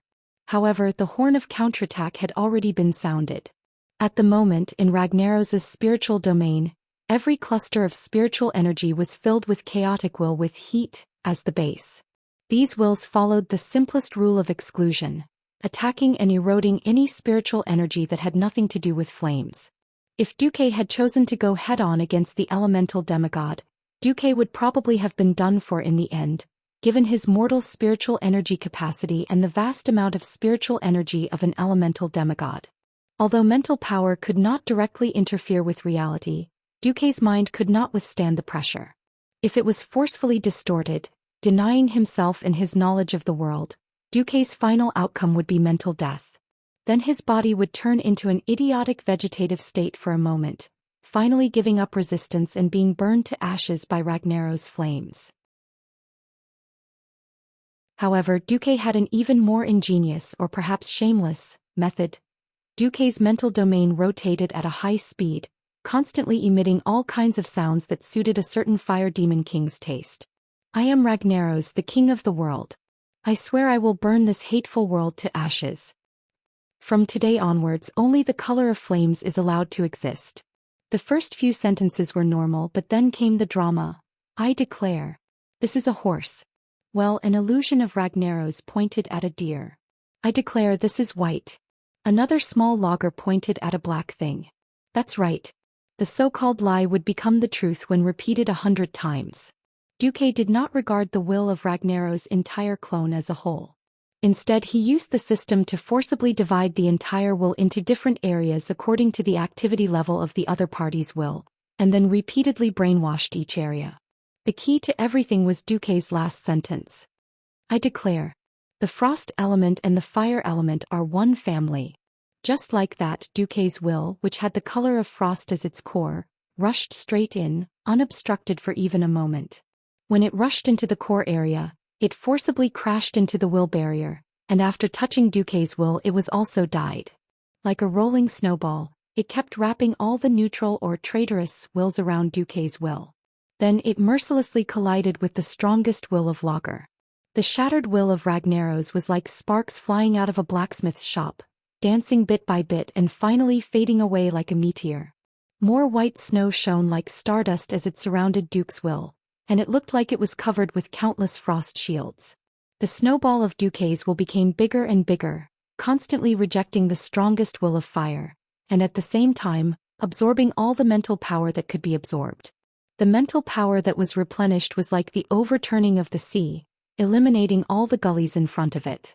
In the end, as Duque's will rotated at high speed, all the low-level willpower and all the willpower that was still blazing were all excluded as impure. The tens of thousands of spiritual threads that were left in Duque's remaining began to proliferate at high speed in the core of the Fire Demon King's magma, and soon turned into billions of spiritual threads again. Countless spiritual threads ground the flames in the core, washing away all the existence that was regarded as impure. Again and again, round and round. Finally, after continuous low-level will of fire was purified and replenished into Duque's mind, Duque's will became the absolute master in the magma core. In the outside world, Ragnaros's huge body bloomed with the most dazzling light since the start of the battle. Almost everyone thought that the clone of the Fire Demon King was about to self-destruct successfully. At that moment, tears welled up in the eyes of many heroines. Was it fear? Regret? Resentment? Or unwillingness? Only they themselves knew. However, 1 second passed. 2 seconds. 3 seconds. The earth-shattering explosion that they imagined never came. Ragnaros's posture froze. The temperature froze. It was as if even the blossoming light froze. In the end, what sounded was Duque's chuckle. But, that's it. In response to Duque's laughter, the enormous figure that was still 5 stories tall suddenly exploded. It wasn't an explosion, but purely the rise of the last heat when the fire in a furnace was extinguished. With a puff, it expanded a little, and the body that was still emitting high heat just now disappeared without a trace. Only the shockingly huge fire demon warhammer that had lost its master was left, and it crashed into the magma pool. In midair, a young man in a blue and white robe slowly floated down with a smile. Duque. Dozens of faces exclaimed in the same pleasant surprise. Yes. Duque survived. In a more powerful state. The transcendent waves that were vaguely emanating from his body told everyone that he seemed to be some kind of transcendent being.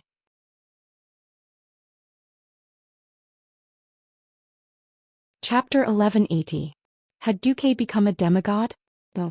To be precise, he was now the owner of divinity. If one had to explain the difference between before and after he had divinity, it would be that previously, Duque had only connected his magic circuit to the surrounding elemental domain almost permanently. He could generate almost unlimited power like a nuclear power plant, or in other words, produce large amounts of magic at high speed.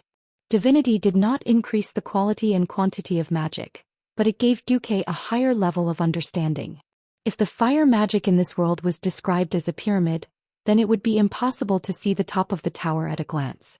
Now that he had the divinity of the famous fire demon King Ragnaros, Duque suddenly had a sense of clarity, as if he could see the top of the tower at a glance. Of course, the pyramid was transparent, but it did not mean that there would be no obstacles along the way. Perhaps there would be all kinds of invisible but tangible glass walls blocking the way. Now Duque could firmly believe that as long as he kept moving forward, he would definitely reach the end. This strange sense of anticipation filled Duque's whole body. The flames that would have attacked Duque or even hurt Duque were now obediently crawling in front of Duque. The fear was accompanied by a sense of docility, and it was hard to imagine that this was the most violent fire element in the world. Haha. Disperse all of you, Duque said softly. With just one sentence, the fire elements wandering around the pool of fire seemed to have a human nature, and quietly retreated in understanding. The flames that were wrapped around Duque a moment ago flowed away like quicksand between Duque's fingers. The high rock layers slowly descended as if they were just some kind of mechanism that was being restored. The boiling river of lava a moment ago calmed down, and it was as quiet as a stream in the forest in summer. In the pool of fire, a fountain of lava suddenly rose. It was not as hot as others imagined, but instead, it lightly pressed against the sole of Duque's foot like the courtiers greeting their king. The lava that was thousands of degrees Celsius quickly solidified, forming a huge ladder in less than 3 seconds for Duque to slowly descend. This is... Wujin opened his mouth wide and his face was filled with undisguised shock. When Duque landed on the ground, Luo Ning was the first to greet him.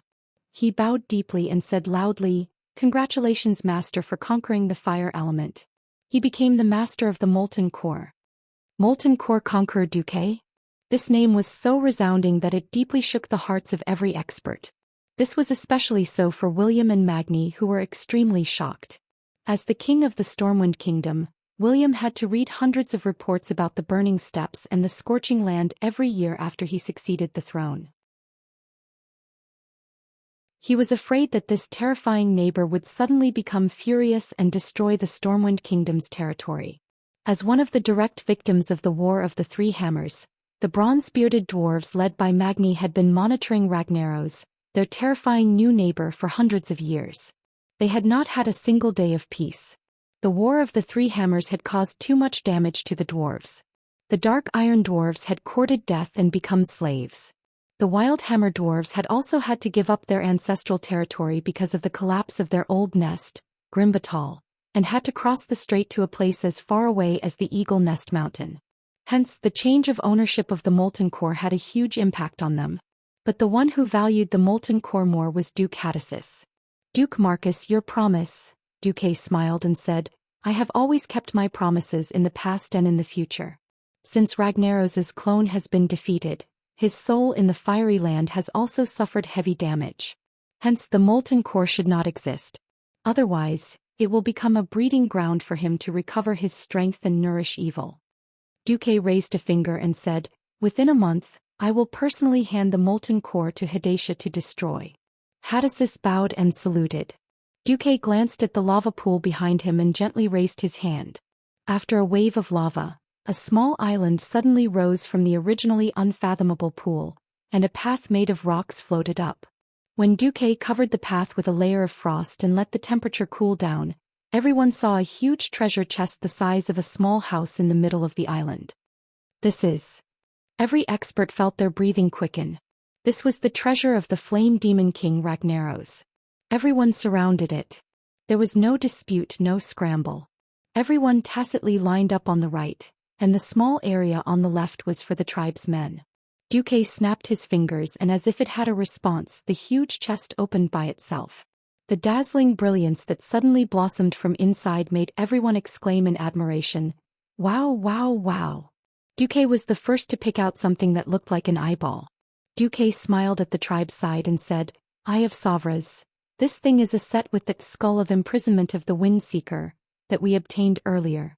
It corresponds to a one-handed divine longsword." Watkin nodded. "Who asked them to be late? This set had nothing to do with the tribe." Duque then threw the Eye of Savras to Gavin Rad. "Boss, I love you to death. Come, give me a kiss, just one kiss." The shameless Gavin Rad actually rushed up and made a bear hug and kiss gesture. Duque only said one word to him, "Scram." Then he kicked the guy into the lava to take a bath. "Boss is buying lives." Gavin Rad screamed, but no one cared about him. The female priests all giggled as they watched the guy miserably use the paladin's invincible to roll to the shore in the distance. Duque ignored the clown and looked at the tribe's side. "Actually, there is another divine weapon here." Seeing Duque walk to the side of the island and pat the hammer that was the size of a small house, the tribe's masters immediately understood. "The hammer can shrink?" Watkin asked. "Of course, this hammer is called Hand of Savras the Balrog Ragnaros.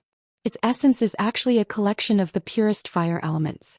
I can help it become a two-handed hammer. If the tribe wants it, the Alliance can give it to you." As soon as Duque's voice fell, the leader Grom refused immediately. "We don't need anything.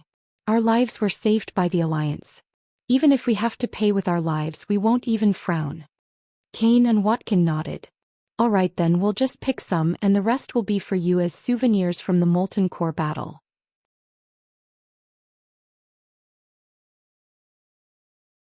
Chapter 1181. In fact, the division of loot this time was a matter of mutual modesty and necessity. This was because none of the strong men of the major tribes used hammers, let alone two-handed ones. Grom naturally used Bloodhowl. Kane's faith determined that he only used totem poles or rune spears. Wajin used spears, various sticks, or whirling blades. Rexer used double axes. Moreover, the few powerhouses of the tribe had fought in the Battle of Mount Hyjal, and were equipped with even more powerful Mount Hyjal equipment. Finally, the tribe took some individual pieces of equipment as supplements.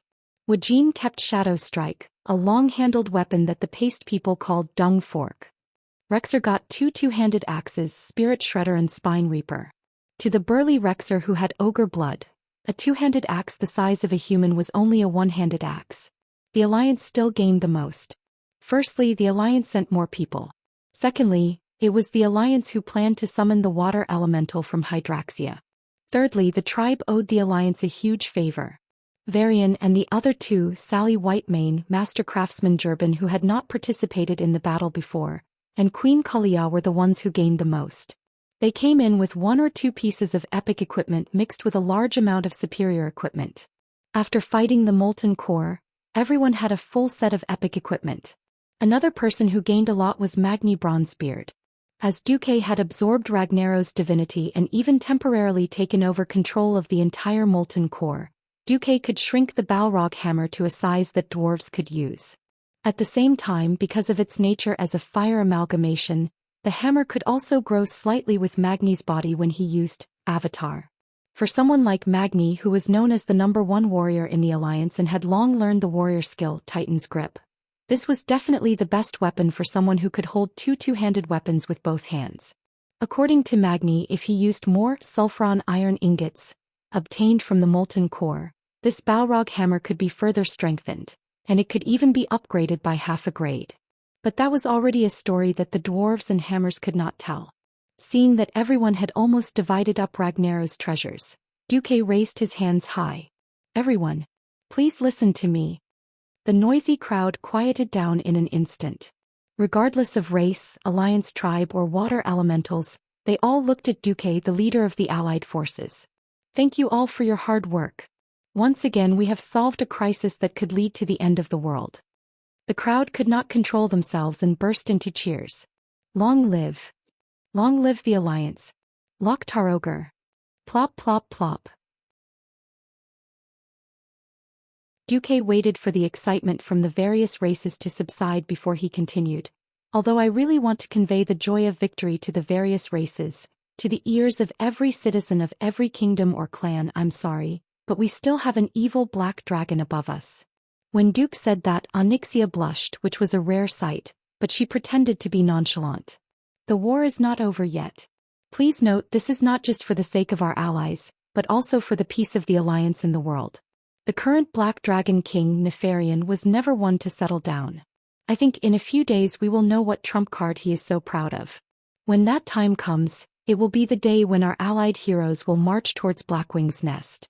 But before that, please trouble everyone to stay here for a few more days. Duque's request was a little strange. The smart guys had already figured out that Duque was actually digging a hole again.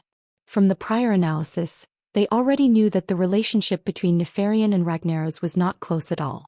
Even the so-called allied forces from before were actually negotiated between Nefarian and Majordomo Executus behind Logger's back. Nefarian was definitely happy to see the alliance and horde attack the Molten Core. It would be best if both sides suffered losses. However, a great victory for the allied forces was not something Nefarian wanted to see. Unfortunately, the Black Dragon King could not spy on the situation in the Molten Core, so he could only rely on guesses. It was not an exaggeration to say that the initiative had now fallen into the hands of the allied forces. Since Duque asked everyone to rest, everyone was willing to listen. The terrain of the Pool of Fire was too terrible.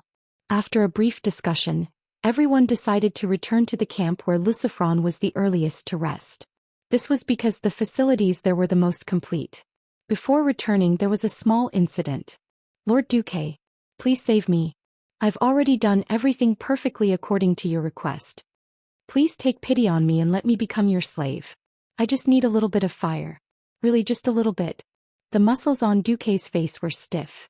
When everyone was preparing to retreat, this guy who climbed out of the magma was almost cut down by Mograin's sword. He only stopped at the last moment.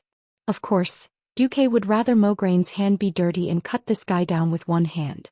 No one would have thought that Majordomo Executus, who had surrendered to the allied forces and became a traitor, was actually still alive. Why don't you King die? Then I can legitimately shed some crocodile tears for you. It would have been fine if Duque had not absorbed the divinity of Ragnaros, but the divinity that Duque had absorbed could create a special fire seed that was enough for a fire demon to survive. Well, now the blame was on Duque. Duque glanced and found that Onyxia was secretly tugging at the corner of his skirt. Of course, she would not care about the life or death of an enemy leader. But that was a guy who had surrendered and then had his remaining value squeezed out of him. That was a different story.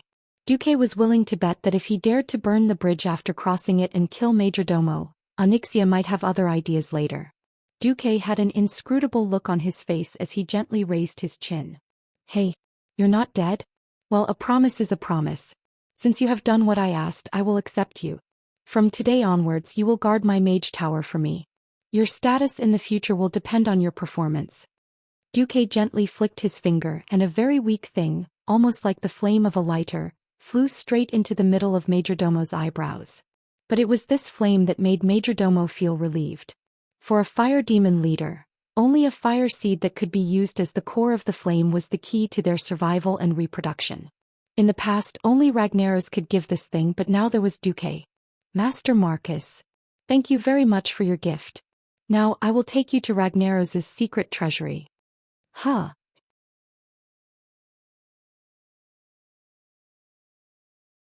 Chapter 1182. There's such a good thing. Not to mention the others, even Duque was overjoyed. In Duque's memory, the molten core was of the highest quality. It was just two divine weapons, the wind sword and the Balrog hammer. These two items were enough to make warriors, thieves and paladins go crazy. They had nothing to do with Duque, who was the pharaoh. Majordomo's words made Duque's eyes light up. The fire demon in front of him was a coward. Perhaps he would not be able to count on his loyalty in the future. But it was undeniable that this guy was a rare talent in management. Oh, he was a freak. He was very smart. He could manage the molten core, which was full of retarded monsters. He could even decisively command the army to attack the Alliance's powerhouses after analyzing the enemy's strength. When Majordomo was an enemy, Duke naturally wanted to kill him as soon as possible. But when he became Duque's servant, it was a different story. Duque knew very well that Majordomo had offered this treasure that was not recorded in any historical records, even though he knew that his master was the pharaoh. Duque did not have to be polite to this guy who sold out his master for glory. He raised his chin and said, "Lead the way." Majordomo was unexpectedly overjoyed. He kowtowed repeatedly and said, "Thank you, master. Thank you, master." Duque was a little embarrassed. Could this be the legendary saying, "If you can't invite AB***, you have to kick him away"? After Ragnaro's clone was destroyed, Majordomo had no way out. The violent fire demon king would never let a traitor go. The only one who could protect him was Duque, the fire demon king's killer. Duque, who had made up his mind, followed Majordomo to the north of the pool of fire under the escort of a large group of heroes. This was the deeper part of the pool of fire. Majordomo chanted an incantation, and the entire boulder melted, revealing a huge slope that led downwards. Torches lit up along the way, and upon closer inspection, one would be shocked to discover that each torch was made from the arm of a fire demon. The slender fingers that were spread out in the air were holding a dazzling ball of flame. Duke could clearly feel that Kalia, who was secretly holding his hand, tensed up for a moment. It seems that the fire demon clan is also having a hard time. Duque sighed softly. Majordomo bowed deeply. The fire demon race desires master's mercy. The clan? Hihi. Interesting. After walking for less than a kilometer, everyone followed Majordas to a huge fire magic array. Majordas quickly dispelled the magic array and bowed to invite Duque in. Duque looked around. Although he did not feel that there was any danger, he still left 2/3 of his people outside just in case. This included Ronan, Jaina, and Tyrant. Lilith aside, the 3 Windrunner sisters followed beside Duque, looking very excited. Finally, Ragnaros's secret treasury was opened in front of everyone. Like a beautiful virgin who had been captured, no matter how shy and unwilling she was, she had no choice but to kneel in front of Duke and the other thugs and sing her surrender. Almost the instant the treasure vault in the middle of the magic array was opened, a system notification popped up in his vision. Duque could not stop laughing. Ha! Ha! Duque was overjoyed. He was so overjoyed that he even forgot himself and hugged Queen Sylvanas, kissing her passionately. Yo, Sylvanas, weren't you always complaining that you didn't have a good flying mount? The mount is here. Everyone, don't just stand there. Come and pick. There's only a limited number. What appeared in front of everyone was a large pile of eggs and what looked like sleeping puppies. If these puppies were normal dogs and these eggs were normal birds, it would be a joke. Every dog here was a small molten hound that could be used as a mount. Every egg here was the famous Milligazer's scorching egg. When this thing hatched, it was the famous pure-blood firehawk, second only to the phoenix in terms of popularity. Back then, many elven players fought to the death, whether it was to gather money or farm just for a chocobo. Chocobos were nothing compared to this eye-catching firehawk. With the pure-blood firehawk, chocobos could be taken to the slaughterhouse and added to the dishes tonight. Come, come, come. Cut your finger and let a drop of blood in it. As long as it remembers your taste and soul, the pure-blood firehawk will never betray you. Duque's Onyxia had already made everyone jealous and jealous. All male compatriots knew that Onyxia was an incomparably flashy, capable mount. The other conditions were hard to come by, but at least it was eye-catching and could fight. Now these dozens of firehawk eggs completely satisfied the needs of all the strong people. Everyone present was knowledgeable. When the first person summoned a pure-blood firehawk bathed in flames, everyone knew that it was much better than the griffins and wyverns. The blazing flames were like a gentle breeze. It felt warm, but it wouldn't hurt the owner at all. Grom took off his black iron equipment set and found that the firehawk, which was connected to his soul, wouldn't hurt him either. Apart from the pure-blood firehawk, there were also the smaller molten hounds. This kind of two-headed lava hound, when used as an enemy, had a set of skills that would give experts a headache. Earth Trample, Primordial Despair, Primordial Frenzy, and a total of 8 disgusting skills. After Duque gave them some fire seeds, these small molten hounds still retained some of their skills. Basically, they only had 1 or 2 random skills. Although the molten hound was no match for the original molten hound, its 30-yard radius, high attack power, defense and vitality made the molten hound mount the best choice for charging through enemy lines. Whether it was the pure-blood firehawk or the molten hound, they didn't need to be fed. Fire and high temperature were their life forms. According to Majordomo, it would be best if they could find lava for them to bathe in. If that wasn't possible, they could make a bonfire for them to roll around in. That would also be their 3 meals a day. Duque did some calculations. Apart from Northrend, there really wasn't any place these 2 mounts couldn't go. If the mount was a small surprise, then the 3 pieces of high-grade equipment that were supposed to only appear in the Land of Fire were a pleasant surprise. But the biggest surprise was a strange ball of fire. Master, as long as you place your divine artifact sword inside, you can quench your divine artifact once again and add additional attributes.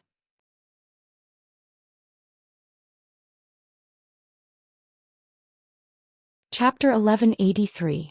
Duque's eyes narrowed into a straight line. In his retina, the system elf labeled Eternal Fire deeply stimulated Duque's eyes. Eternal Fire. Used by a divine blacksmith, it can be used to refine semi-divine and divine weapons. 50% chance of no change, 20% chance of upgrade, 20% chance of mutation, 10% chance of downgrade. Other than Majordomo, Magni and a few others were standing beside Duke. Majne suddenly rushed up, extremely agitated. He shook Duque's body violently, almost shaking Duque to the point that he almost fell apart. Duque. This looks like the legend passed down by us Bronzebeard dwarves, the Eternal Fire, that can forge divine weapons. Can you give this to us Bronzebeard dwarves? Just a little bit. Just a little bit. Majne was like an old hen protecting its chicks. He also came up and stood between Majne and the flame. Wait, this thing is now my lord's, my lord. Duque flicked Majne's forehead with magician's hand, sending the eager fellow flying. Duque was very magnanimous. I promised Hydraxis to drown the molten core anyway. Rather than letting the eternal fire rot in my wizard tower, why not keep it in the furnace castle? Duque could see through the system's analysis. Eternal Fire looked high-end and elegant, and the title of Eternal Fire was quite scary. In reality, the things that came out of the molten core all had the same characteristic. They were useless if they were not replenished from time to time. That's right. An inextinguishable flame. The question was it only useful as a lighter? Mages themselves were the biggest human lighters.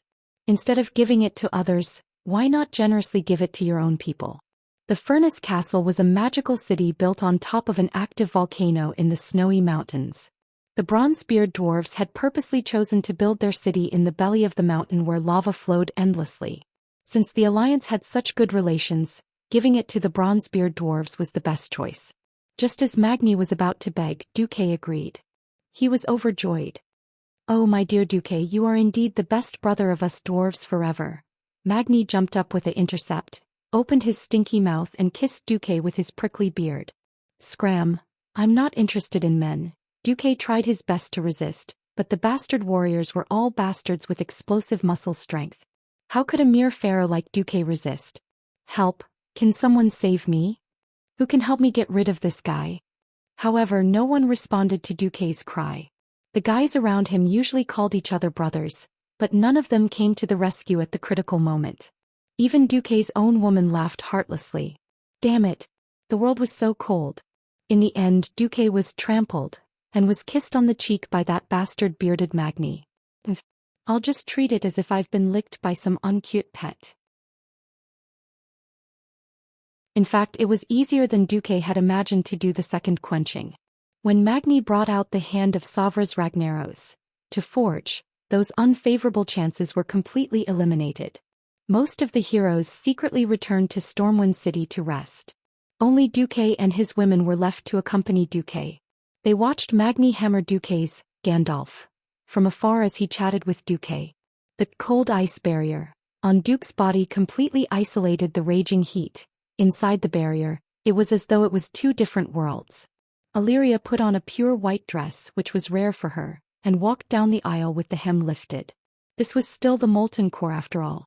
If she didn't want her dress to be torn by the hot rocks on the ground, she had to walk carefully. Aurelia, who was dressed like a noblewoman, didn't look like the valiant female ranger at all. The scorching light from the lava shone on Aurelia, and the fiery red light almost dyed her dress red. Why are you suddenly in the mood to wear this? Duke laughed. We won't be going against Nefarian for a while anyway. Isn't it good to use this rare free time to dress up? Yes, of course. Duque gently hugged the female ranger's soft and supple waist, and let Aurelia sit on his thighs. Duque leaned over and took a deep breath of his lover's body fragrance.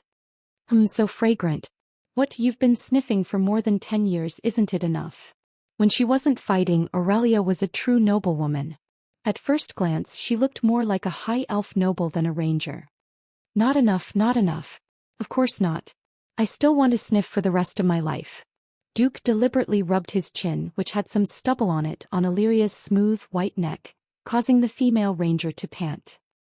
Annoying, it's too itchy. Plop plop. Duque couldn't help but lick Aurelia again. I'm warning you. I don't want to mess around with you in front of outsiders. Ugh. Duque had to suppress the violent thoughts of Duque's godly sword. Duque, you've changed a little. When I first met you, I always felt that although you had unparalleled foresight and vision, I always felt that you were being chased by something scary. You kept pushing yourself and wouldn't stop for even a moment. Now I more or less understand some of your worries. The Burning Legion is indeed a very scary existence. However, I feel that you're a little more comfortable now. Duque gently interlaced his left hand with Aurelia's right hand. That's because I've foreseen many tragedies. Fortunately, with our efforts, we've avoided many tragedies. That's why the Alliance has the confidence it has today. Duque looked around, and every woman who was chatting with their sisters smiled at his gaze. That's right. Without his and everyone else's efforts, many of these women would have died tragically. Aurelia would have disappeared. Sylvanas would have become the forgotten queen. Wuxia would have become an undead and wandered around Scholomance. Kalia would have gone into seclusion due to a broken heart. Jaina would have been cursed by the world for selling her father out. In history, the only ones who had a good reputation were probably Kalia, Tyrande, and Sasha. Duque. Aurelia suddenly leaned over to Duque's ear and whispered in the whisper of the wind, "Do you want to consider having a child?" Ugh. Duque was a little confused. Just then Magni suddenly shouted, "Ha! It's done. A new godly sword."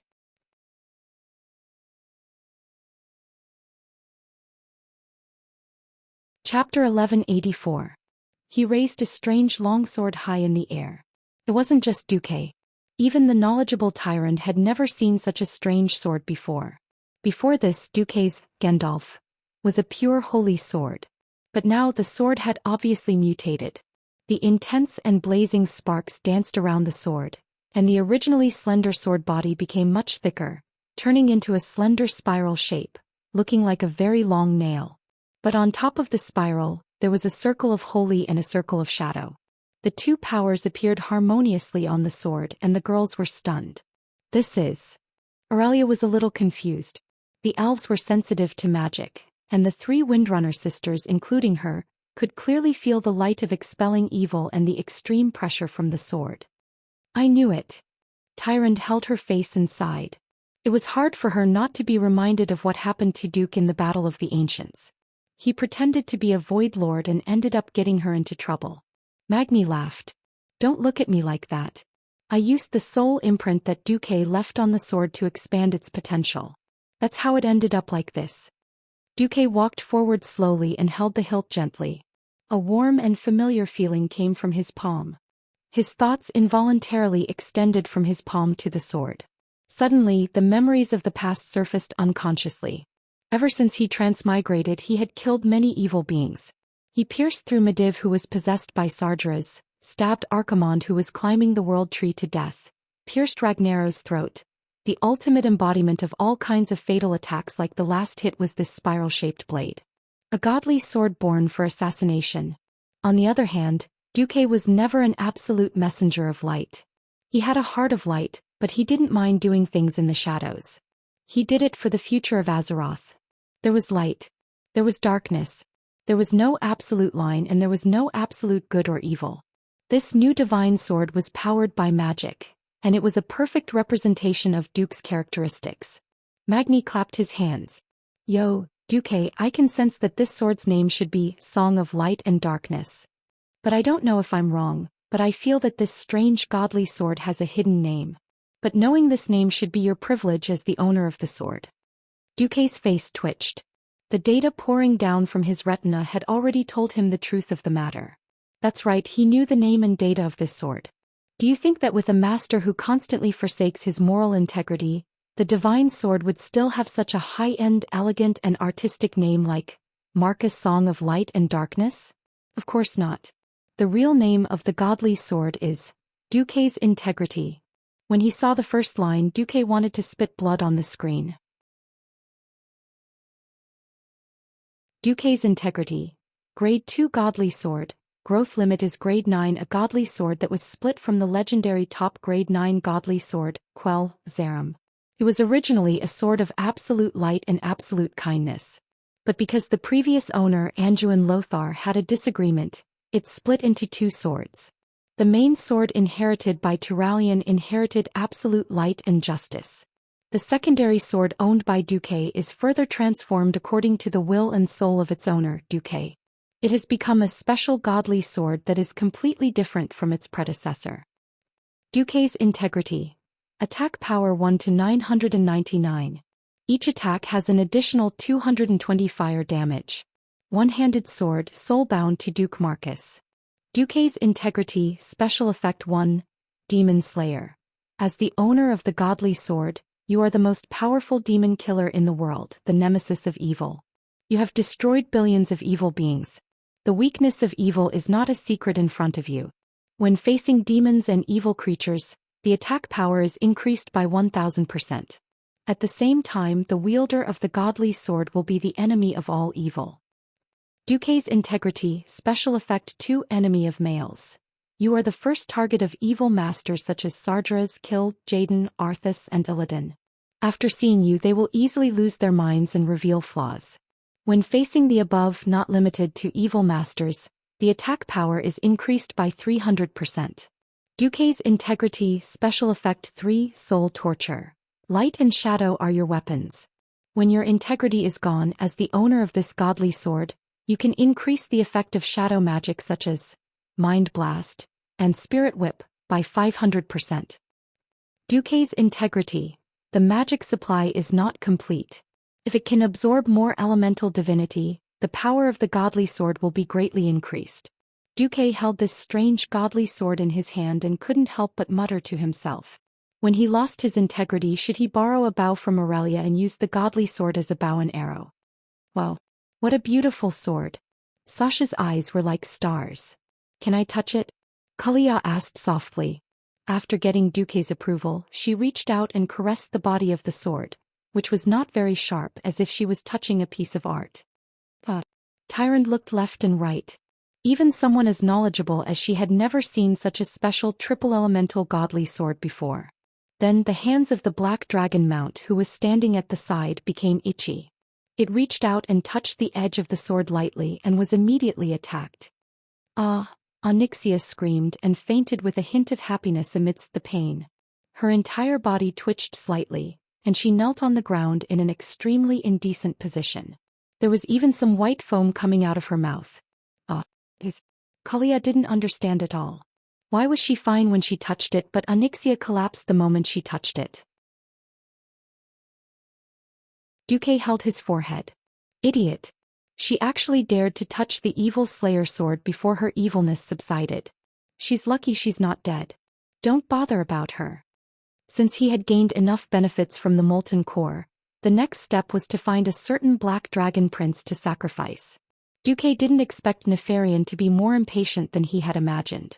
Almost at the same time that Ragnaros was killed, hundreds of huge dragon beasts appeared in the burning steppes and scorching canyon. These dragon beasts had the shape of a thunderman, but had a dragon's head. They held strange huge scimitars with 2 heads, and they attracted the attention of the Alliance's army the moment they appeared. Blast them! The dwarven commanders of the Alliance did not care at first. In this world, apart from fire-type creatures, there was nothing that couldn't be blown to death by a huge cannon. If there was, then too. That was what the dwarven cannoneers believed, and they acted accordingly. But after the earth-shattering volley of cannons, other than the red dragon beasts that fell, the other dragon beasts didn't stop.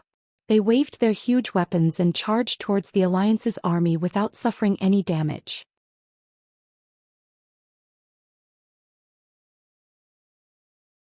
Chapter 1185. What made the dwarf cannoneers even more depressed was that the red draconic beast that seemed to have been killed jumped up and charged even faster than before. It was even faster than its companions of the other colors. Just as the dwarf commander was about to fire a second round of probing shots, a new order came. Prince Lang has ordered that the enemy has a great damage reduction ability. He orders us to adopt the 4th formation and retreat immediately. Retreat. And in the 4th formation, the irascible dwarf commander was furious. But an order was an order. If he was not convinced, he could even punch Bulang in the command center. At least at this moment he had to carry out the order. Duque had spent 20 years building the Alliance and had long built the Alliance's military discipline into an iron army. Within the scope of a commander, he could freely use his wisdom and command skills, but the general principles must be followed. The dwarf commander waved his hand. No matter how unwilling he was, the tank soldiers below had no choice but to surround a large number of heavy steam tanks into a long battle line. Then they jumped off the tanks themselves and got on the faster and lighter steam-armored vehicles to escape. Not only that, but there were also dwarf engineers and some professionals who quickly set up layers of defensive lines such as sticky grease, flame belts and frost traps. Just as the front line was retreating, the commander finally saw the horror of the dragon through the telescope. Their bodies were 3 or 4 stories high, and one could tell that they were extremely powerful. The steam tanks that were nearly 2 stories high were easily overturned by them. The shoddy pig iron railings that were in the way were sliced apart like butter by the huge double-headed crescent blades. What was more terrifying was that these strange dragon beasts were almost invulnerable to water and fire.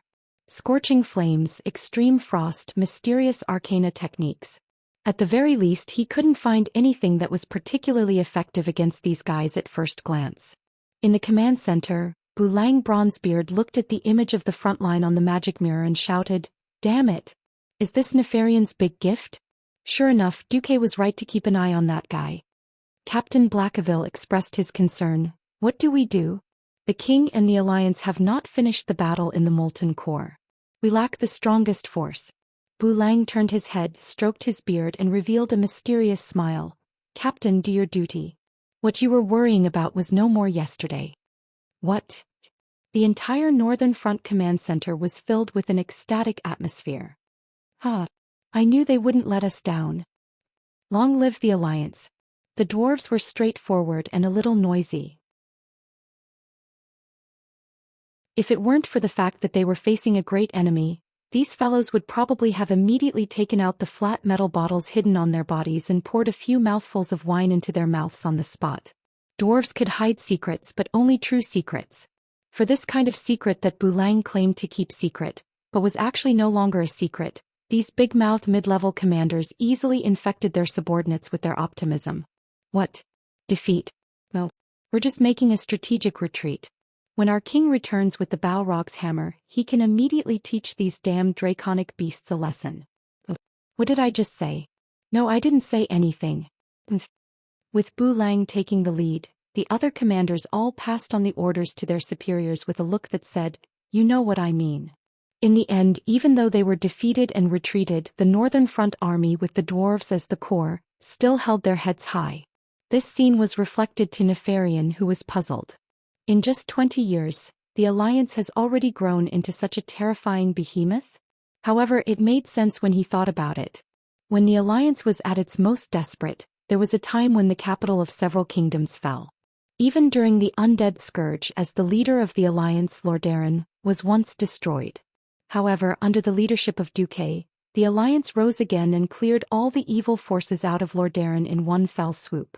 Even when the veterans of the Alliance bragged to each other, they would say that a war between two kingdoms was not a war.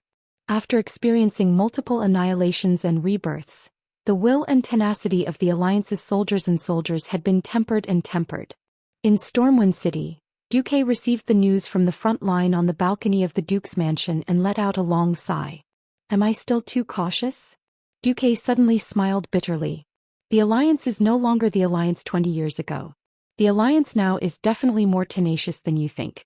I'm even willing to believe that even if our hero squad is wiped out this time, the Alliance will not be completely defeated. There will be more heroes born to carry the flag we left behind and carry on the past. Aurelia sat on the carved iron railing of the balcony and swayed as if she was using the railing as a swing. She swayed so much that she was almost parallel to the ground several times.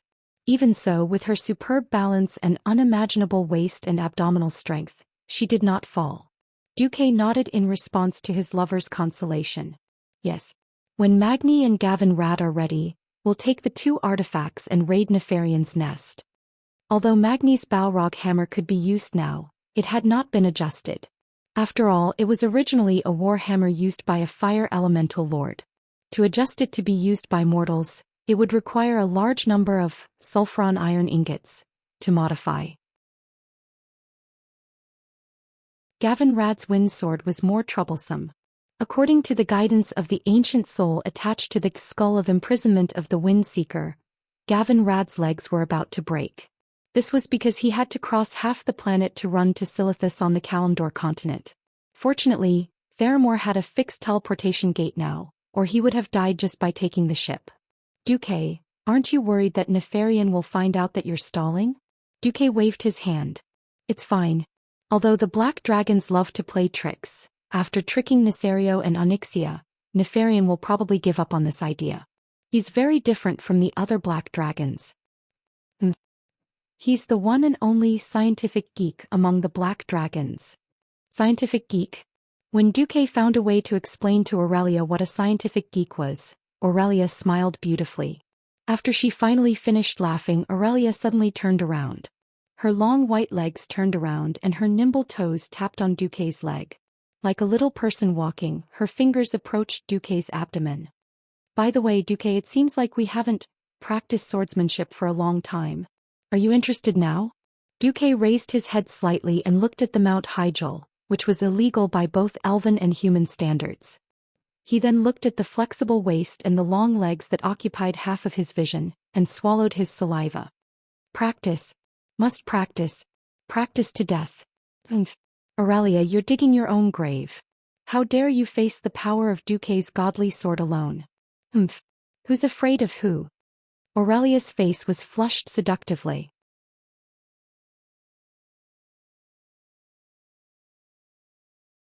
Chapter 1186. Yes. The sword flashed. The result of the battle was naturally Aurelia's defeat.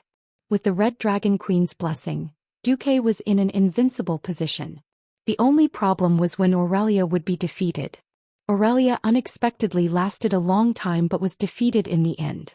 I can't. Spare me, let me go, Aurelia cried. Hehe. Don't losers let winners do whatever they want? Duque smirked. Don't. Enough. You don't want me to be afraid when I see you in the future. Aurelia slyly resisted. Duque really didn't want Aurelia to develop a phobia of practicing swords. He could only speed up and give her the final blow before hugging her warmly. Aurelia, do you really want a child? Duque gently played with her brilliant blonde hair. Yes. But let's leave it to fate. Aurelia gently rubbed Duque's big hand and felt at ease. Speaking of which, it feels wonderful. I used to want to kill every orc and troll. Now I'm a little used to fighting side by side with the strong horde. Duque couldn't help but be speechless. After a while he laughed. If the chief of the horde has always been Thrall and there's enough external pressure, maybe there really is a chance for the Alliance and the horde to unite peacefully. Although Duque himself found it hard to believe that day would come, it was still a possibility. Now that they were facing a great enemy, Duque didn't mind giving the horde some benefits fairly. It wasn't like he didn't want to try this. Even if the Alliance and the horde have such a grudge. It's not rare. When that day comes, Thrall will make a wise choice. What if Thrall isn't the chief and the Horde hates the alliance? Hee hee. In this world, in addition to an equal alliance, there's also a relationship called conquest.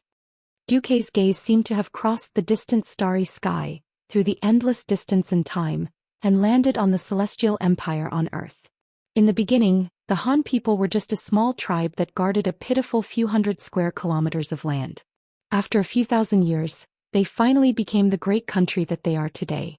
Did they rely on words? Stop joking. Conquering by force and assimilating people was a law that had been used throughout the world and even the entire multiverse since ancient times. If the orc tribes had won the first and second great wars at the Dark Portal, then the ones who would shout, "Never be slaves," would be the humans, dwarves, and elves.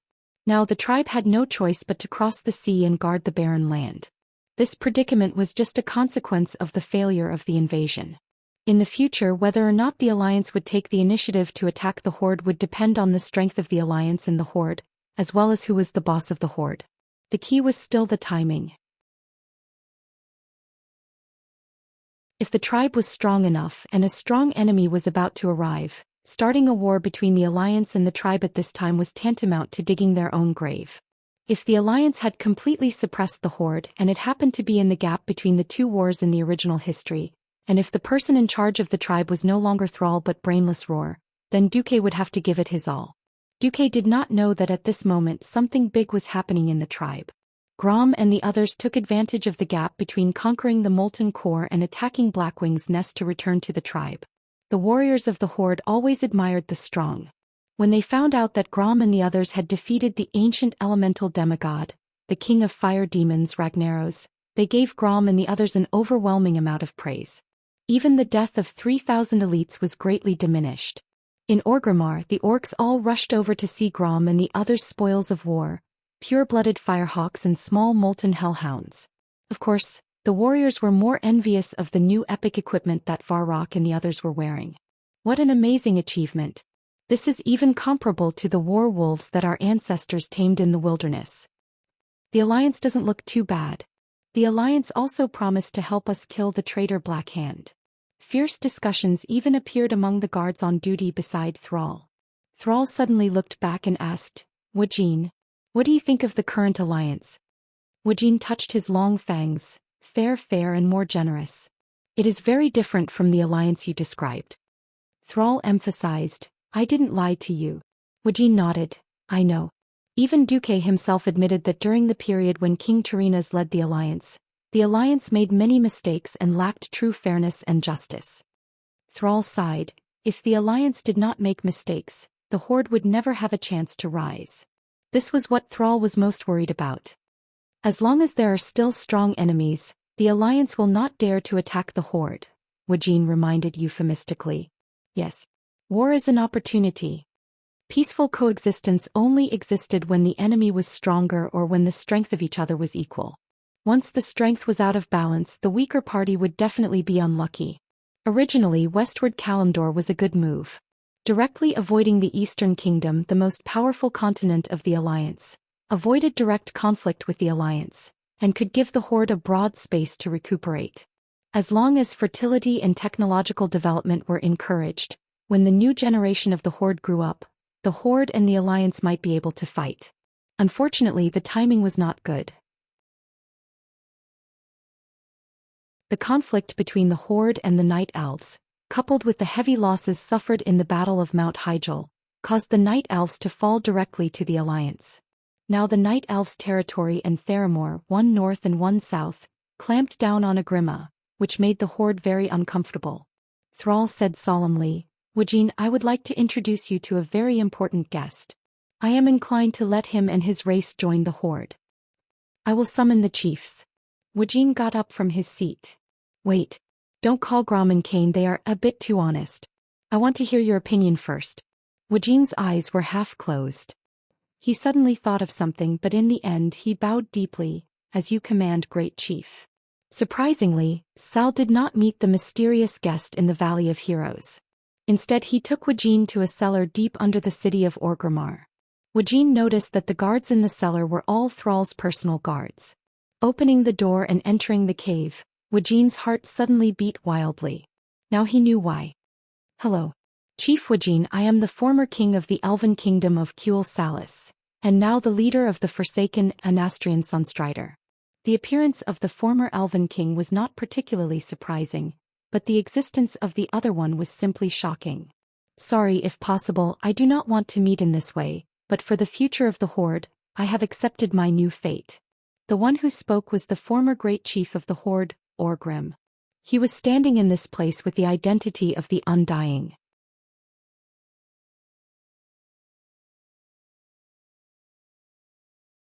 Chapter 1187. Dworkin's face instantly turned pale and he trembled. You are blaspheming the dead. Cao remained silent in the face of Dworkin's accusation. Anastrian's deathly pale face showed a trace of a strange distortion which should be a sneer. Blaspheming the dead? Huh. Enough, Anastrian. If you still want you and your bones to join the Horde, then shut up. In the face of the roar of Orgrim, who should theoretically be his subordinate, the former Sun King was angry for a moment, but in the end he remained silent with an angry expression. Orgrim turned his head and under the light of the torches, he revealed a pale face that symbolized death. Although I don't know if the Death Knight is an invention of the Horde, but when the Horde suffered heavy losses and was in urgent need of combat power, it was indeed me as the great chieftain who accepted many races into the Horde. For example, the Death Knight, the Trolls, these are all products of that time. If the Death Knight is a blasphemy, then this sin shall be borne by me. Cao clenched his fist. He was also in a difficult position. As a living person, as a new shaman who began to believe in the way of nature, Cao instinctively hated the existence of the undead. Although the guy in front of him claimed to be a new species that broke free from the shackles of the Lich King's consciousness, in front of a shaman, it was actually the same thing. Just like how he didn't think there was any difference between the so-called High Elves and Blood Elves. If it was any other messenger, Cao would have directly used Hammer of Destruction to teach him a lesson. But it was Orgrim, his teacher, his guide, his father's good friend, half of his father. Even the Hammer of Destruction in his hand was a gift from Orgrim. Even the Horde's new main city was named after Orgrim. Orgrim's symbolic meaning to the Horde was undoubtedly as great as the sky. It was such an existence that gave up eternal sleep in the kingdom of the undead and stood up again for the future of the Horde. How could Cao refuse this? Dworkin took a deep breath. Of course he knew all this, which was why his heart was particularly heavy. He turned around and bowed to Cao. This is related to the orcs and even the inheritance of the Horde. I can only ask the great chieftain to consider the consequences of letting the Forsaken join the Horde. It's not just the boundary between life and death but also external factors. Woken spoke cryptically, but everyone understood that he was referring to the Alliance. That's right, the Alliance seemed to be in great trouble now. The Fire Demon King and the Black Dragon King were rebelling at the same time. However, according to the reports, Duque was currently organizing a team of experts to carry out a step-by-step slaughter. The avatar of the Fire Demon King had fallen, and it would take at least a decade for it to come out. Nefarian was the only one left. If Duque hadn't killed Nesario and subdued Onyxia, perhaps Thrall would still have hoped for Nefarian's success. The problem was that Duque's glorious battle record was just short of being engraved on his forehead with the words Black Dragon's Bane. Moreover, the betrayal of the Black Hand brothers forced Cao to invest more experts and troops. Otherwise, the foundation of the tribe's rule would be shaken. The first attack had already failed. If they wanted to kill the traitors, the Alliance's strength was indispensable. If the Alliance found out that the Forsaken were to join the tribe at this time, who knew what extreme reaction the Alliance would have? One had to know that the Alliance's Sindorii Empire regarded Anastrian as a traitor and vowed to destroy the former king. The Alliance also had little chance of reconciling with the Forsaken because the new queen of Sindorii, Sylvanas, and the other two Windrunners were Duque's women. There was no way to untie this kind of knot. Even if the Alliance received the news and suppressed it first, it didn't mean that they wouldn't retaliate afterwards. The Alliance's revenge was still not something the tribe could bear. Obviously, Anastrian also knew this, which was why he had such a heavy bargaining chip now. The Sun King saw the hesitation of Cao and Woken. He stepped forward and bowed. The Forsaken do not need the public support of the tribe. In case the Alliance attacks our territory, we do not need the tribe's reinforcements. We only need a promise from the Great Chief. In case the tribe is in a desperate situation, Please allow the Forsaken to support the tribe. Wow. One-sided support. What a great sentiment. What a weighty weight.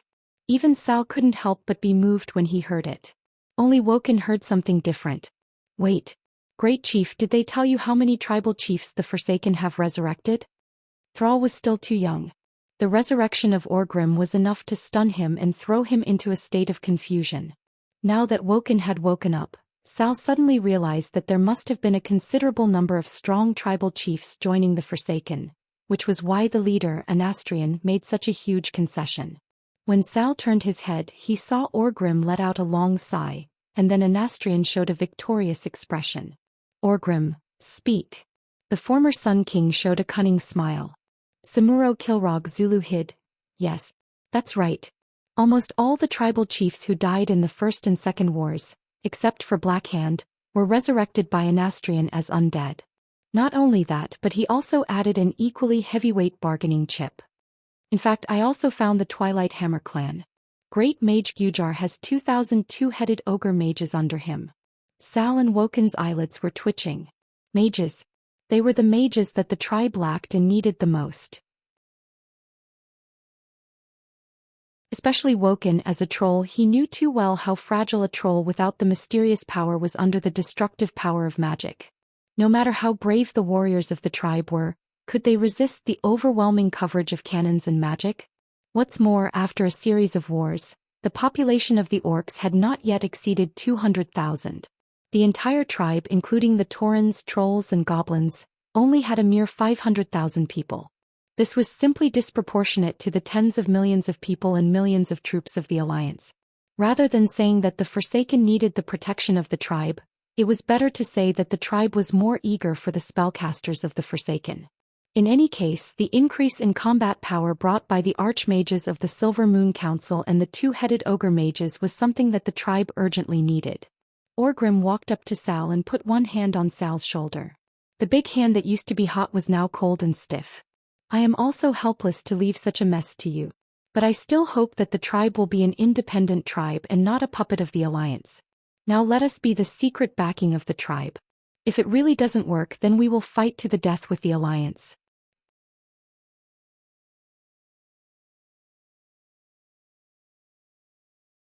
Chapter 1188. Krug Skullcracker used to be a brave orc warrior of the Blackrock clan. 20 years ago he answered the call of the chief Blackhand and crossed the void from Draenor to Azeroth, participating in the most tragic battles.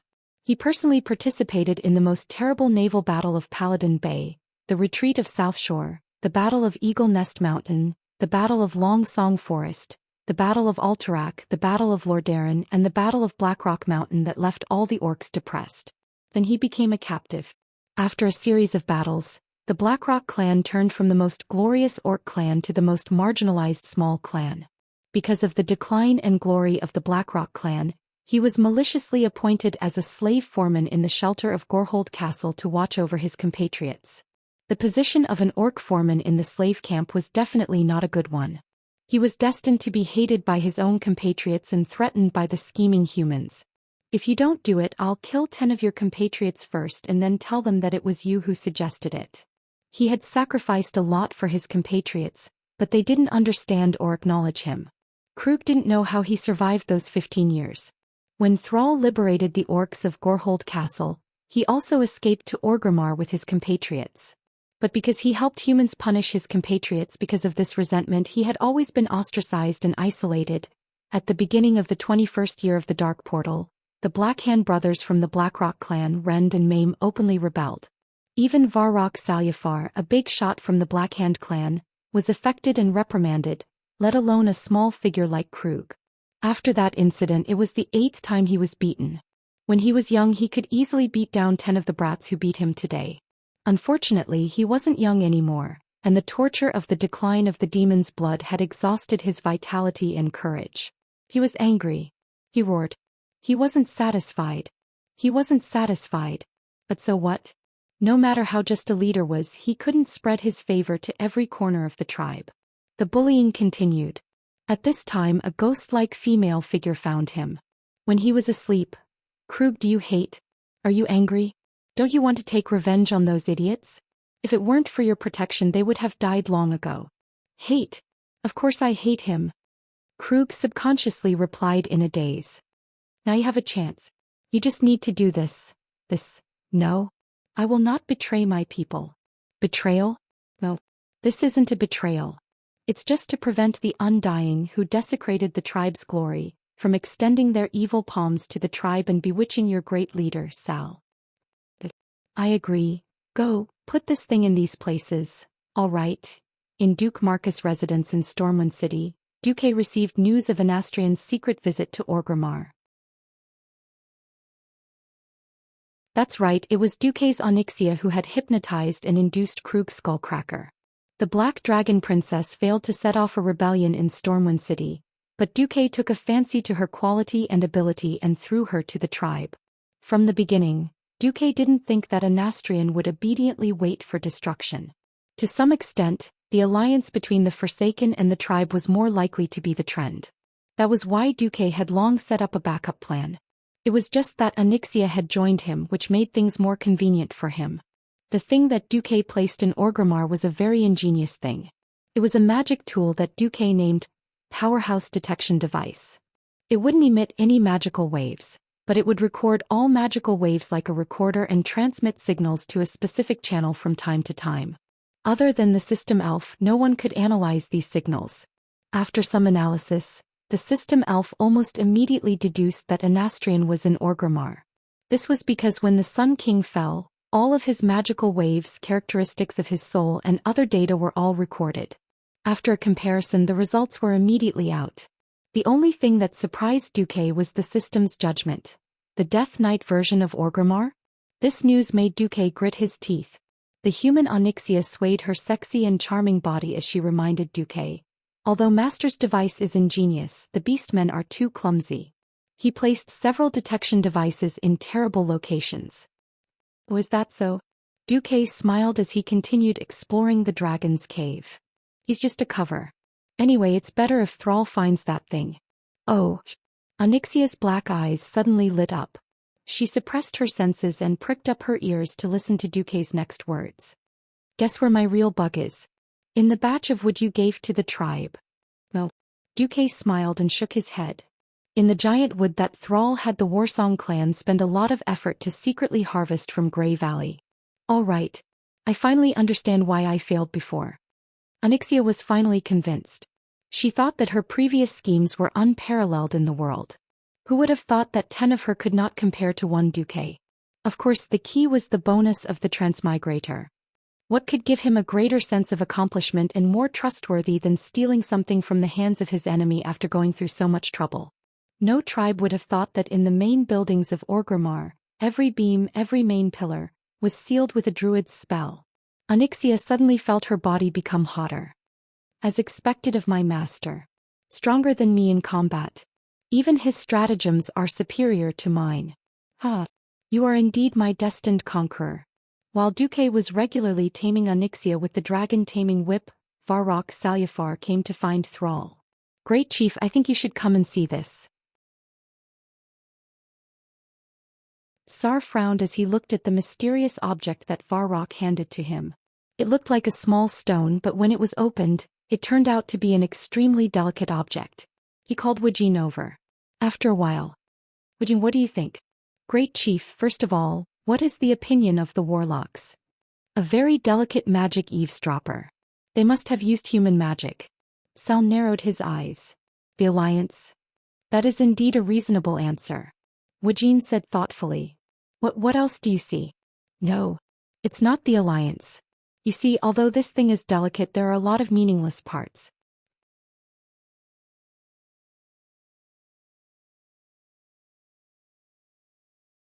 Chapter 1189. Woken continued. Although I don't know magic, my people have quite a good understanding of magic. The arrival of the Darkspear trolls in the Kalimdor continent was also a new beginning. After suffering enough losses during the Troll Empire, the trolls set foot in the field of magic. After 5 years there were already many low-grade trolls. Similarly, the trolls were also a good helper in the field of shamans. Woken's words were convincing to Sal. Go on. Yes, great chieftain. Woken reminded, I don't know if the great chieftain has noticed, but under the impetus of Duke Marcus, the alliance is showing a model of large-scale production. As long as the number of required exceeds 100, they will use something called molds to reduce the production cost. Sal and Varrock nodded at the same time. They had seen the standard weapons of the alliance.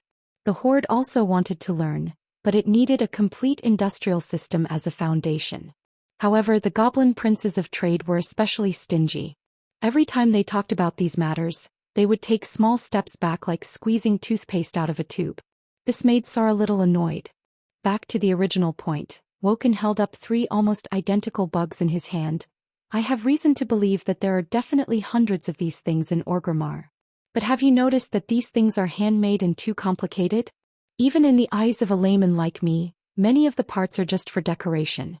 I once overheard Duque instructing people to make weapons and said, "It's a sin to use 11 parts for a part that can be done with 10 parts." When Woken said this, the answer was already obvious. This was a good thing done by a force that did not have a complete industrial system and wanted to alienate the relationship between the Alliance and the Horde. Bastard.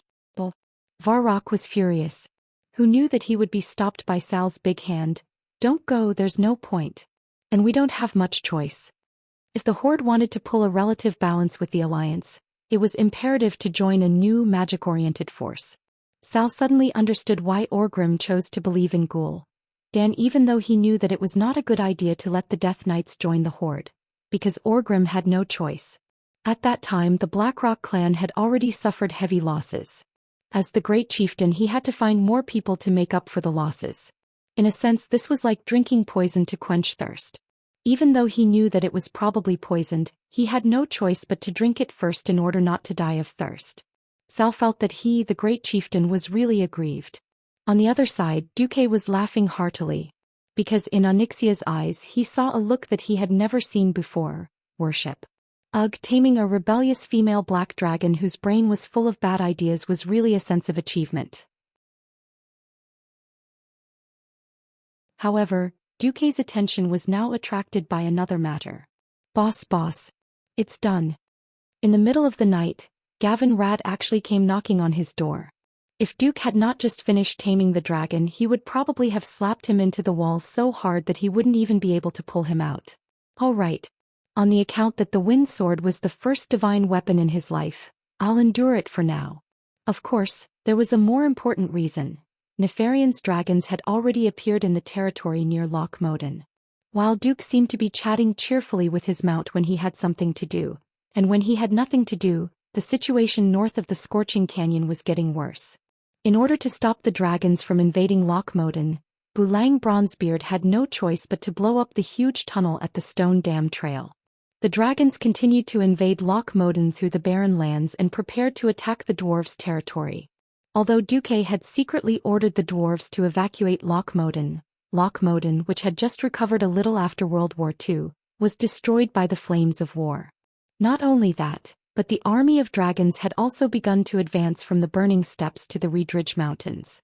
Without an effective way, the Reedridge Mountains would not be able to hold on. The easiest way to stop Nefarian's draconic army was to attack the draconic beasts head-on. This was very troublesome. If Duque's memory was correct, Nefarian had designed a very disgusting characteristic for these dragons. They were basically immune to physical attacks and were also immune to most types of magic. Only certain specific elements could cause them double the damage. If the dragon's weakness was fire, ice, or arcane magic, it would be easy to deal with it. After focusing on training mages, the Dalajan had an explosion of talents after rebuilding. However, Nefarian had mixed a large number of dragons with nature magic as their weakness. Door God's 3 natures. This was the slogan summed up by many people in the game after they were wiped out. This was because in this era, when the Night Elves had just joined the Alliance, the Druids had not developed a strong enough balance magic. At the time when there were no shamans in the Alliance generally lacked nature magic. Duque was very clear about how terrifying the dragons were. If he led the army to fight the dragons head-on, they just had to encounter a large number of dragons that even the mages and warlocks could not deal with. If the dragons that even 10 bulls could not hold back launched a crazy attack on the mages, then this day next year would be the day of mourning for the mages in the Alliance. Duque needed an insurance policy. Gavinrad, are the materials ready? Yes. Gavinrad said with a pained expression. Even though he was the supreme general of the Alliance and the Duke of Stormwind, gathering the materials almost cost him his fortune. In the 21st year of the Dark Portal, arcane gold ingot was definitely a rare item, not to mention the need for 100 of them. When Gavinrad went to Silithus to find a guy called Dimitrian and found out about the list of materials, he was devastated. Fortunately, Duke was rich and generous, so he gave him a hand and he was able to gather the materials. Of course, to create the wind sword, elemental ingot was needed. The basic material, elemental ore, was the elemental ore that Duque asked Majordomo Executus to cheat from Nefarian before he killed Ragnaros. Elemental ore was not something important to Nefarian. Although he was puzzled by Majordomo's request, in order to maintain this fragile alliance, Nefarian gave it to him. This was why Gavinrad used arcane gold ingot and elemental ore to create elemental ingot. At daybreak, the strongest of the alliance gathered in the desert of Silithus, quietly waiting for Gavinrad to summon the Windseeker Prince Thundrin.